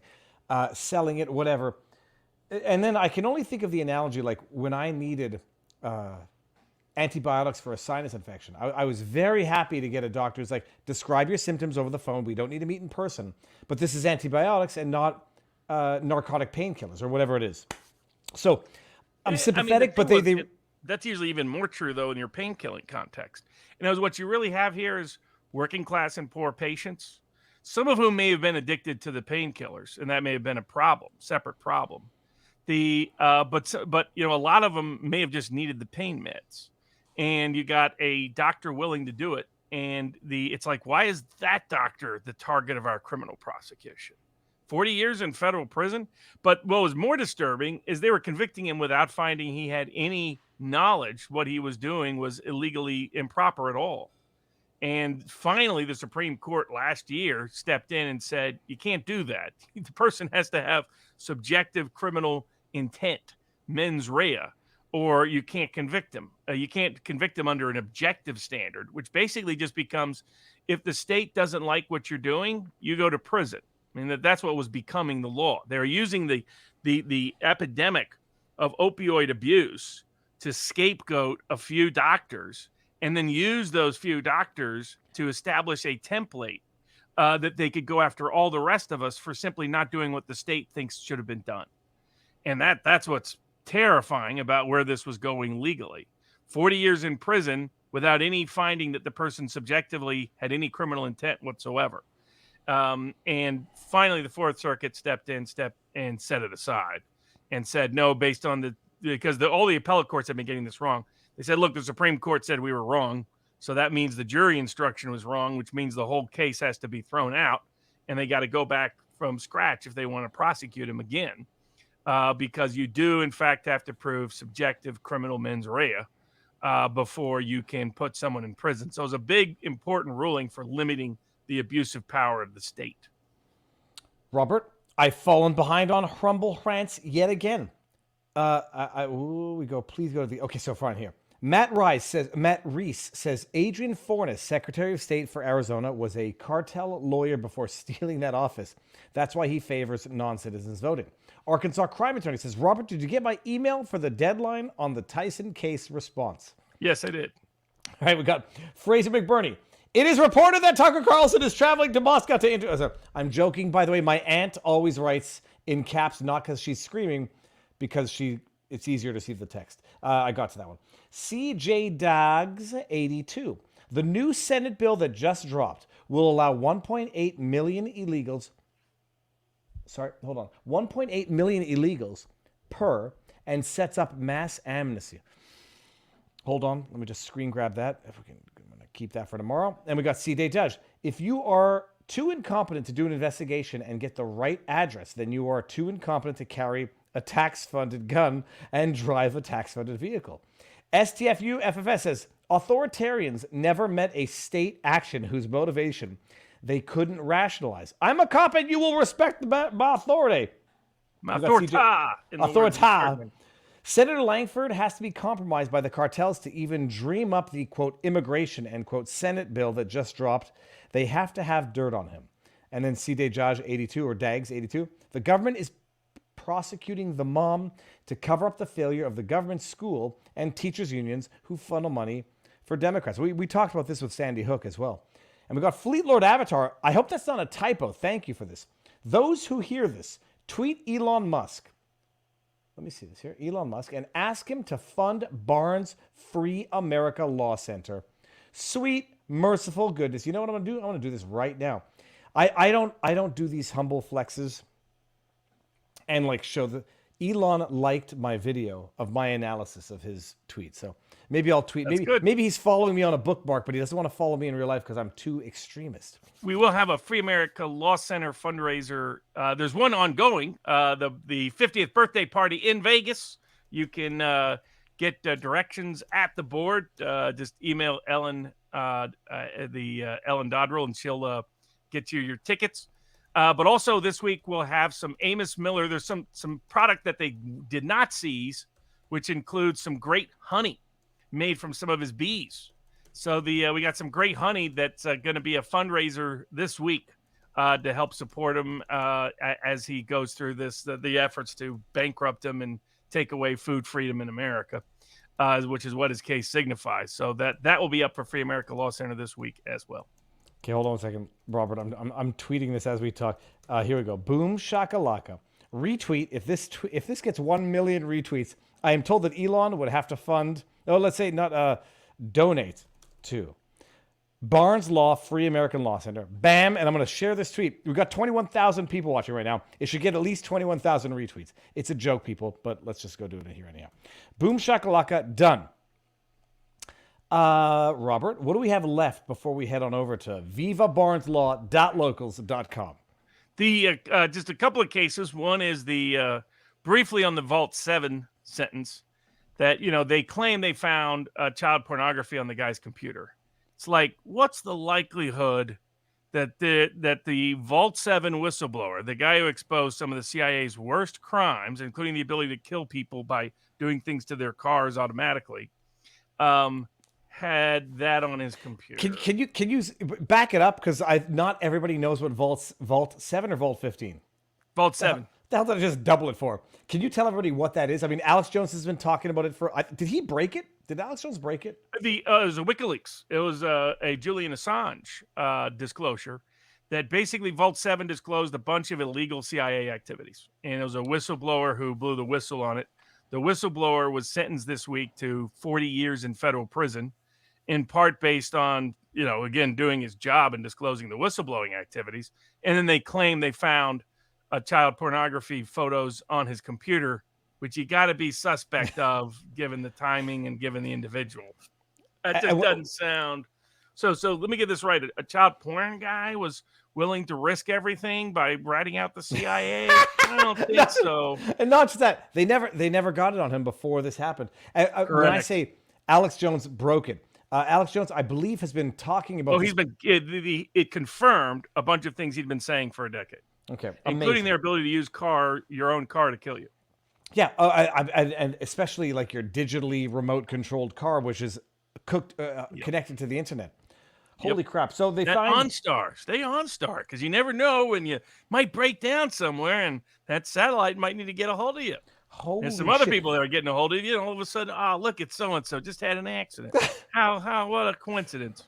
80 miles an hour into a tree. And by the way, Cheryl Atkinson reported allegedly that the FBI was contemplating dropping child pornography on her husband's computer. Correct. That is a long pattern of them being involved in this. And everything about that screams this in this case. But meanwhile, he was convicted. Of course, he didn't have much of a chance with those federal court in New York. And they love to sentence these kind of people. 40 years in prison. How dare you expose the government's secrets? That's the true great crime against the state. Those are the crimes that really they get agitated about. And that's how you get the Oregon Supreme Court. Speaking of ballot exclusion, Oregon passed a law that said if you had more than 10 absences as a state house or state senator, then you could not run for re-election to your position. The backstory that many Oregon voters probably didn't fully appreciate was that this was the only way that Republicans in rural Oregon could stop the commies in Portland from making their lives miserable, was to walk out so there wouldn't be a quorum. The Oregon Supreme Court affirmed it, which that it is what the law is currently. So the law is itself being challenged in federal court, and hasn't yet. The federal courts did not enjoin it. But it's not going to really stop a lot of those folks from doing that. They'll run for another position and do something else. But it's interesting what they're willing to. The Democrats use this tactic more than anyone across the country. So it's just because they have a control of the majority in Oregon that they're able to prohibit this tactic from being used against them when they themselves use it all the time and claim a constitutional right to do it in other places. All right. Now, Robert, I'm just looking at the tweet. Hold on one second. Let me see what we got here. The tweet is now it's not at 21,000 retweets yet. It's at 104. That's actually damn good for my Twitter presence. All right. It's going to happen. It's going to happen. What else do we have before we go over to vivabarneslaw.locals.com for the after party? Yeah. So the last update is on the Amos Miller case. The hearing will be held in the Court of Common Pleas of Lancaster County outside Philadelphia. It's about an hour and a half or so outside Philly. On February the 29th at 1:30 in the afternoon. A bunch of different people are organizing meetings outside of the courthouse that day to make their voices heard. Lots of folks are coming to the hearing so that they can see what's taking place and transpiring in live time. We've been able to gather the evidence that there was nothing dangerous at all in Amos Miller's food, that the allegations that the state had, they have mostly not been able to substantiate at all, that the only item of risk was dealt with and there's no problems from. We'll have expert witnesses, journalistic witnesses, fact witnesses, people who desperately need the product. And we will be raising, in that case, but also in likely a separate federal civil rights case that's forthcoming on behalf of the members. That it looks like the members that are going to bring the suit are located in the Western District of Pennsylvania, in the federal court process, because we will be raising the issue as to whether or not you have a constitutional right, if you're a part owner of a farm, to eat your own food. The second aspect is, do you have a constitutional right under the liberty interest of the 5th and 14th Amendments to be able to purchase food directly from the farmer when it is a traditional food item, such as dairy, meat, and poultry? That has been recognized from America's founding. Thomas Jefferson, I mentioned the Barnes brief this past week. Thomas Jefferson talked about it. Sometimes he's paraphrased, and you'll get these fact checks that say, well, he didn't say it exactly that way. His point was obvious. What his point in correspondence was, our souls under tyranny are in great danger and will be in just as much danger if the state dictates our diets to us. And he talks about when the French once banned the potato. So this was known to our founding generation. This is not supposed, the small farmer was the heart of America at the time, and protecting and promoting him the future of America, and the right to buy food directly from him, critical and essential to it for more than a century and a half. From 1906 to 1967, during the entire beginning periods of federal regulation over food supply in America, it said it did not apply. None of the federal regulations, rules, or restrictions those restrictions did not apply if you bought it directly from the farmer. And so that should be an established liberty interest protected under the 14th Amendment as substantive due process, because you have procedural due process, which is your right to a certain process before a decision is made, and then a substantive right in terms of the actual outcome and its impact. And these laws cannot meet strict scrutiny. And there's legislators in Pennsylvania and other states that say they're concerned with where this is going. Less than 2% of the food already is directly bought from a farmer. It used to be 90% of our food supply. It was 20% beginning of the century. It was 15% just in the 1960s. Now it's 2%. We have these big corporate big ag monopolies that are trying to crush their competition by misuse and abuse of power. Now, the don't know much. We'll see what the judge does in the state court proceeding. Someone who ran as a Republican but according to people that know him, said he was actually a Democrat and misled people about being a Republican. So I don't know if we'll get a fair hearing from that judge. He rubber stamped what the government has done so far, even though they lied to him. We'll see if lies are okay in Pennsylvania courts. Is it okay to lie to you as a judge as long as you're the government doing? Or are the courts actually going to have some backbone, some integrity? So that case is marching forward, but we're bringing everything to bear on the case, a broad, wide range of resources to assert these constitutional rights that are going to be litigated. It'll be one of the defining cases for food freedom in America, will be the Amos Miller case. So all the support people provide Free America Law Center, very appreciated, because it makes it financially feasible to be able to mount this level of defense. Now, not to plug your other locals channel, Robert, but I will by doing this. Hold on. Lee Harris, this is no, it's not that. Here we go. Team Nikki. Robert, what's the over-under for Team Nikki surviving the next primary? Hold on. That's terrible. All right, she offered free alcohol and she got a bunch of people. This is thousands of Team Haley supporters are in Daniel Island, South Carolina for tonight's rally. Robert, what are the chances? It would be one of the islands. The old money crowd down there in South Carolina. I don't know. See, I don't know anything about this. There's islands in South Carolina. I thought it was a landlocked state. Yeah. Well, it's not far from those islands. You just go down a little bit further to the Georgia islands off the Georgia coast, and that's where you get Jekyll Island, where they started the Federal Reserve. So a lot of interesting things have happened in some of those islands off those coasts over the years. Various nefarious deeds of various kinds, depending on the time. But I don't think she stands much. She's just going to keep getting crushed. But as long as she's draining money and draining resources, she's asking all the Democrats in South Carolina to try to come over and vote in the Republican primary. That's what she's depending on, because Trump's just going to keep crushing her. And she'll see how many votes she can steal from Democrats pretending to be Republicans to get to vote. But she stands no chance whatsoever, and her future's done politically. But she'll make lots of money from the deep state crowd. When does she withdraw from the race? When the deep state people say she can. Oh my goodness. That is so much more sinister than what I thought, Robert. Okay. What we're going to do now, people, let me just get the link. I'm going to clip, and I'm going to share in Rumble. Get your butts on over to vivabarneslaw.locals.com. Robert, what do you have on the menu, the schedule for this week? So we'll have the last week was on Turkish television and on with the Duran. This week, just doing the bourbons and catch up on work. I'm supposed to be resting and whatnot. But we'll get around to that. And for everybody, our show next week will not be Sunday because that's Super Bowl Sunday. It will be the Monday following Super Bowl Sunday. Will be the next Law for the People show.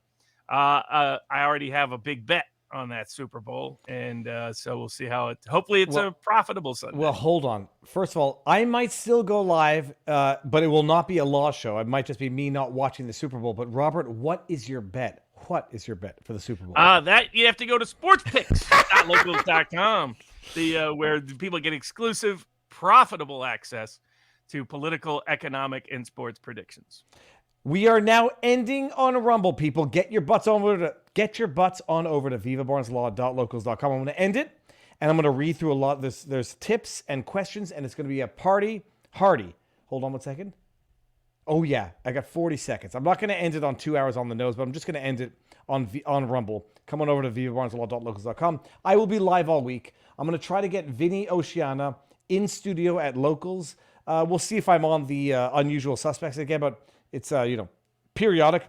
Regardless, you know what to do. Everybody, we're done on Rumble. Peace out and enjoy the rest of the weekend. Booyah. Robert, let me go up here now. I got to refresh. Okay, but I'm not going to share screen yet. Oh, I'm not going to share screen. Hobstigger, $10 says, Viva, I do so appreciate your return to the car rents. Yeah, until the effing YouTube just I don't care about it, but it is irritating. It's the work that goes into it is not correlated to the reach because they just suppress your ass. What is Robert Barnes' term for his courtroom style of tarring and feathering an opponent? Ishtar, says Ithaca 37 Cato. Bill Brown says, if she admits she's wrong, apologizes, and agrees to change her ways, dump her because that might be a man. Women don't do that. Okay, that's very funny.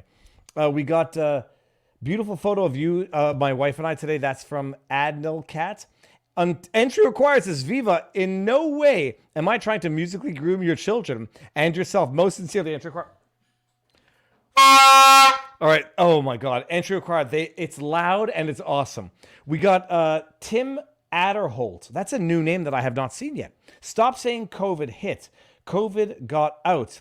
Or it was released. Stop using their language and control their narrative. No, I think I'm good on their language. Don't worry about that. Quarter Native celebrating my 46th birthday this weekend. Everyone take a drink. We got, this is long, Robert. R. Kitzman. Question for both of you about the recent pro-life conviction. I can't answer it. Robert, you're going to have to. Yeah, this is that Nashville case. The Biden administration's been targeting people all across the country who protested abortion clinics. Remember, there's that Pennsylvania case that luckily he was acquitted, but they convicted a bunch of folks in Nashville that they're just targeting. And it was things that Democrats do on a regular basis. The left does on a regular basis, for which they usually get checks written to them by the government. That when conservatives do it, they're locking them up. It's just so overt, open, partisan. If our selective prosecution principles are ever going to mean anything, the court's going to need to start enforcing them, or they're just a complete joke. Yes, it's how can the feds guarantee a procedure they are forbidden from paying for or enforcing? Jeanette Victoria, who I think is going to be the next hand-picked, selected member of the community for a locals chat. I am trying to figure out what an extreme MAG Republican. I have some conservative Christian values I did 40 years ago. Oh, and I'm not a registered Republican. Jeanette, you're extreme. You're done. And what's his face there? Hakeem has got you. Robert, I contacted your office to request an in-person meeting due to an urgent potential legal issue. I said I'd fly to meet you due to your travel restriction. I was contacted back to say you were in Vegas. I responded, okay. Didn't hear anything back. I'll screen grab it, Robert. I'll send it to you. This is from I'm aware of that. So it's whenever they can make it in Vegas, they can let me know when and where in Vegas, and I can meet them up. Speaking of Vegas, I have to be in Ottawa on the 10th and the 11th, or the 11th and the 12th. Can I get from Ottawa to Vegas? What is the schedule for the 13th? Is it going to be in the afternoon? It's the nighttime. Okay. Yes. Okay, fine. I'm going back over here. Oh, yeah. Who is John Galt? I know this guy. $5 says, your thoughts on the New York Governor Hochul changing the legal definition of rape last Tuesday to include sexual assault. Dude, you don't need to censor this. Look for ads calling for Trump rapist coming September. Robert, what do you think?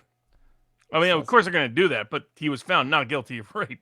No, but they're going to change it to including digital penetration. So well, he's a of course, rapist. Of course. But I mean, the problem is the jury already made its determination. So they can lie about that, but who cares? USA Now, it's a $1, but it says tweet with an X account. Go tweet it out, people. It's out there. We got C Wave Drive, another new name. Dude, I remember names. To Robert's point, a judge probing in areas they have no business being can be very uncomfortable. That's a laugh.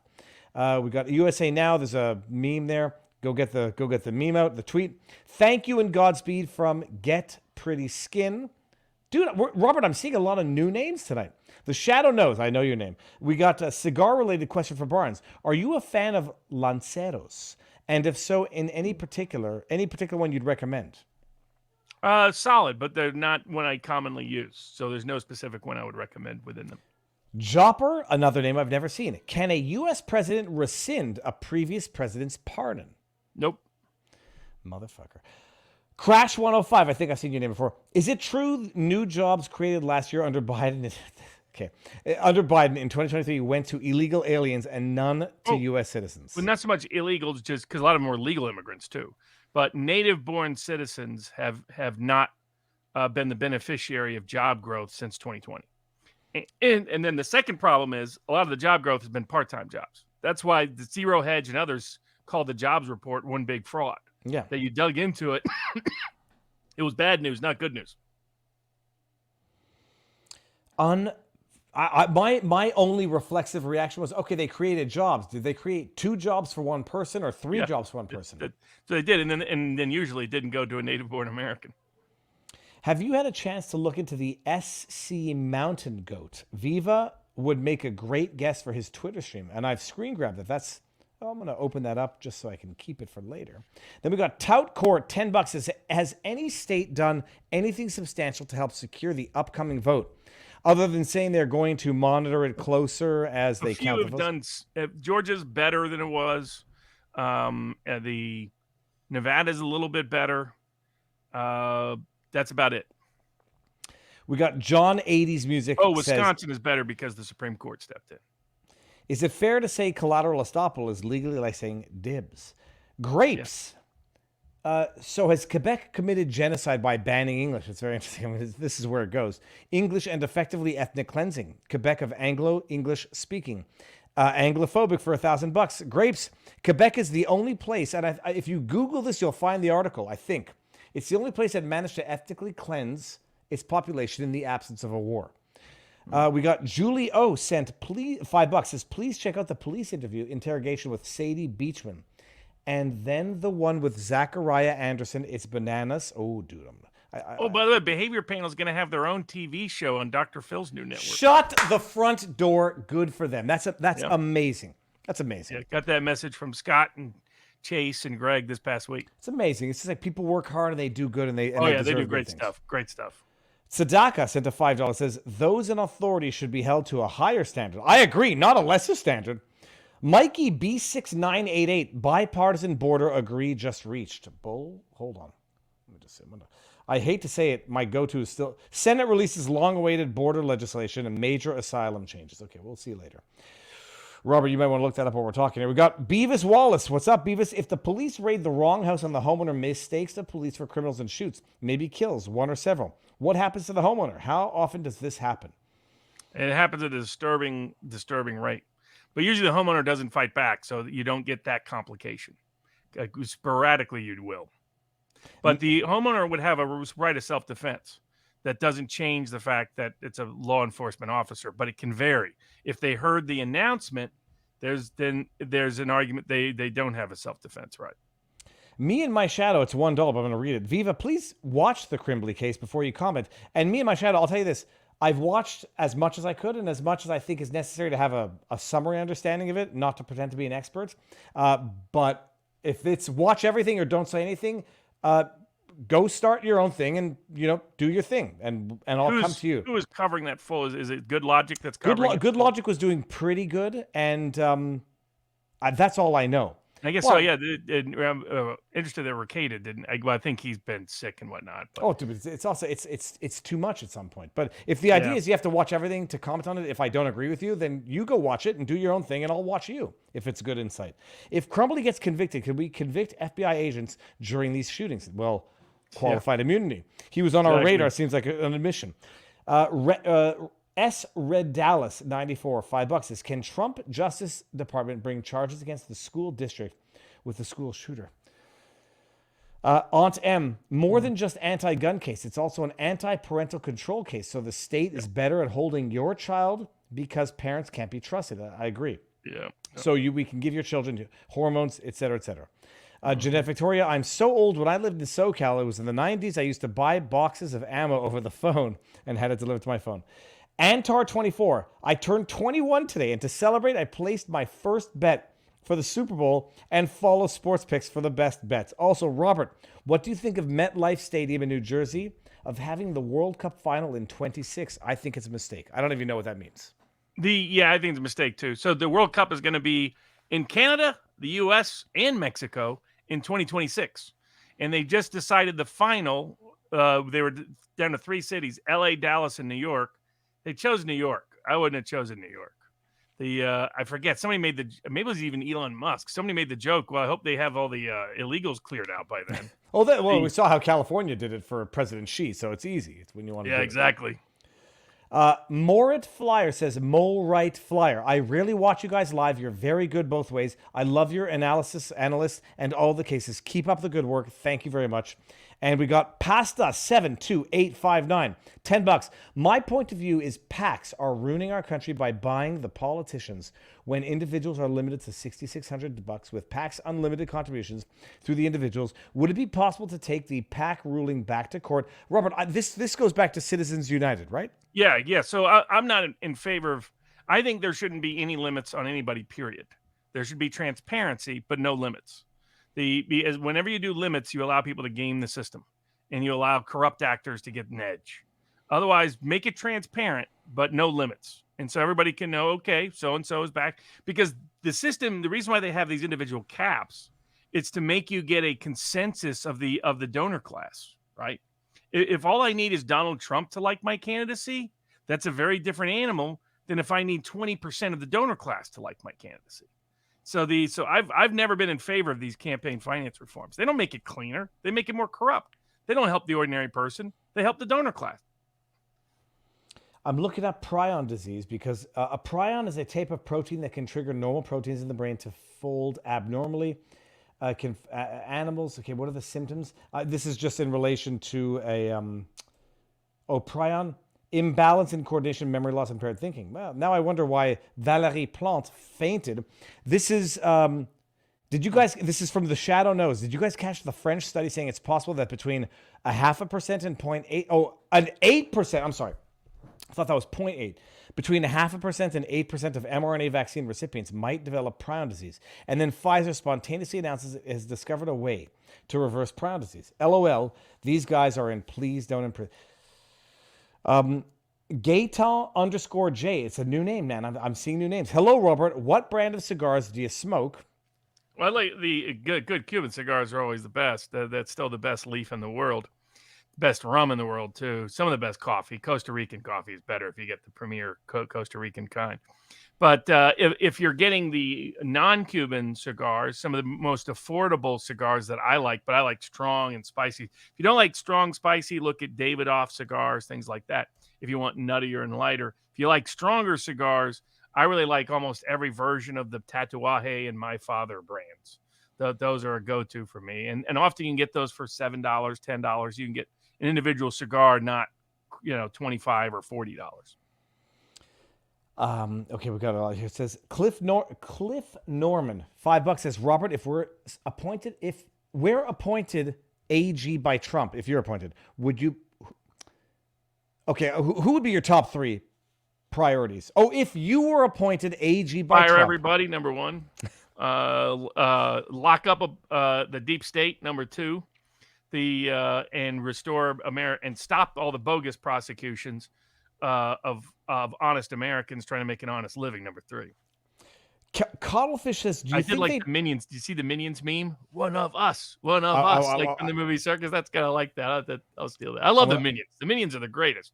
Well, in fact, all of even the shorter ones have been pretty good. It's something about not. Well, talking. There's one. I was going to try to clip it because remember in one of the Minions movies, he's King Bob. Remember? I don't know if you saw that one for a brief period of time. It's like the Minions. Yeah, that's the intro when they go through the history of time. Yeah, so I want to get the King Bob reference. King Bob. We got about Amos Miller. Do you think they targeted Amos Miller because he supported Trump? This is from Cuttlefish. It's part of it, but they want us to completely. They've been monitoring him for a decade. Their obsession has been to obliterate independent farming in America. Period. That you have to be a corporate-controlled, state-permitted facility. And if you're not, they don't want you to exist. That's what's going on. And they're using him as the test case. We've got a good question coming in a second from Dapper Dave, but for now, Fedge says, since New Jersey gangs are bringing illegals into Vermont from Canada, I thought they were going from New York to Canada. They're doing a circle. Where is Canada getting the supply of illegals? Well, I thought Eric Adams was shipping them up. Viva, didn't you come through Vermont? I think I drove through New York. Robert, I mean, I don't know how to answer that question. Well, yeah, I don't know much detail about that either. But you know, I mean, how much does Canada have an illegal immigration problem itself? Well, it's not illegal because it's legal. They're just 97% of growth is illegal is immigration. The only illegal immigration I think we have was from Roxham Road, where Eric Adams was sending illegals up to Canada. Here's a bus ticket and cross the border into Canada. Get the hell out of New York. We don't have enough time for you.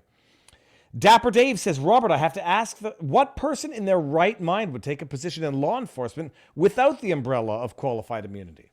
No, the way you provide for that is part of their insurance package, that they're covered for the job. You can't give them immunity. That because giving them immunity is a license to violate the Constitution. And so if the position is, hey, police officer won't do the work without some protection in case they get sued, to be honest with you, that's already there, right? All these lawsuits, the cops never pay this money. The cops are never bankrupted, folks. This is all paid by the insurers of the municipalities and the government. So the idea that the cops are going to be bankrupted is purely mythical. It's not the case. Oh, STFU says the Vuvuzela. That's what this is.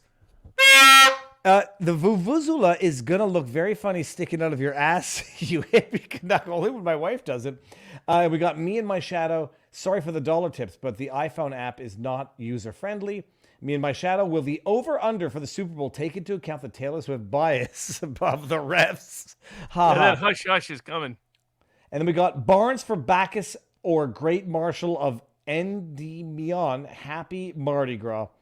And I think we've done good here, Robert. Robert looks like color has come back and you are feeling better. Prayers for you and continued healing from Until Is Empty. And then we got Ithaca says, hey guys, did you ever see the episode of America's Untold Stories? Cold War Spies, Whitaker's Chambers versus Angel Hiss. Did you see this? I was just looking at the Valentine's Epstein meme. I'm going to go back to Ginger Vampire says, Barnes, please school Viva on the high wire and introduce him to Del Bigtree and ICANN attorney Aaron Siri. No. Yeah, Del Bigtree is now Robert Kennedy's spokesperson. And then we got, we've done it. We've done it, people. Did you find that you see the Epstein Valentine's? I got to get out of, I'm going to go to all. Okay, so I got a cat here. The cat comes from Messer. I got a little crackhead from Dave Chappelle. Hey, Robert, you got any of those white pills? And then we got, I asked Hillary to be my Valentine. Stolen. Whose is this? I don't want to make fun of somebody's death. It's terrible. Epstein. I'm just going to go ahead. It's Epstein. That's okay. I'm just going to go ahead and share this everywhere because that's what you have to do. Yep. Robert, so when are you on that place that you said you were going to be on this week? Oh, I'm not on anywhere this week. It's just here. They're doing the bourbons. Oh, the bourbons. Okay, well, that's going to be every night at 9-ish? Yes, Eastern? 9-ish. Watched Groundhog Day on Saturday, which was fun. That really is a great film. It's impeccable. It's a true classic in many respects. And then, taking all the meds, and I got all the kind of equipment attached to me. Hopefully some of it will come off at some point. And hopefully it gets better without surgery. All right. And unless I've missed anything, which I don't think I have, but I've screen grabbed that. She left me hanging. Terrible. Just terrible, people. Mr. Barnes, the odds are very against the Republic standing, given the corruption and current leadership are very low. What are the odds? Do you give a recognizable Republic still standing 20 years from now? I hope so. I believe in the American people. That's what I believe in. And I'm wondering, where the hell do I go? I'm going to go back to Canada? Hell, my God. Like, if America falls, what the hell's Canada going to look like in 20 years? We're going to have Trudeau as our savior. We're going to have, like, little busts of Trudeau in our rooms. And if we don't dust them properly, like Kim Jong-un, we're going to get raided in the middle of the night. All right. We're done. Everybody, see you tomorrow. Barnes, stick around. We'll say our proper goodbyes. What else? That's it. You know what to do, people. Ending it, Robert. Thank you. Have a good night, everyone. Peace out.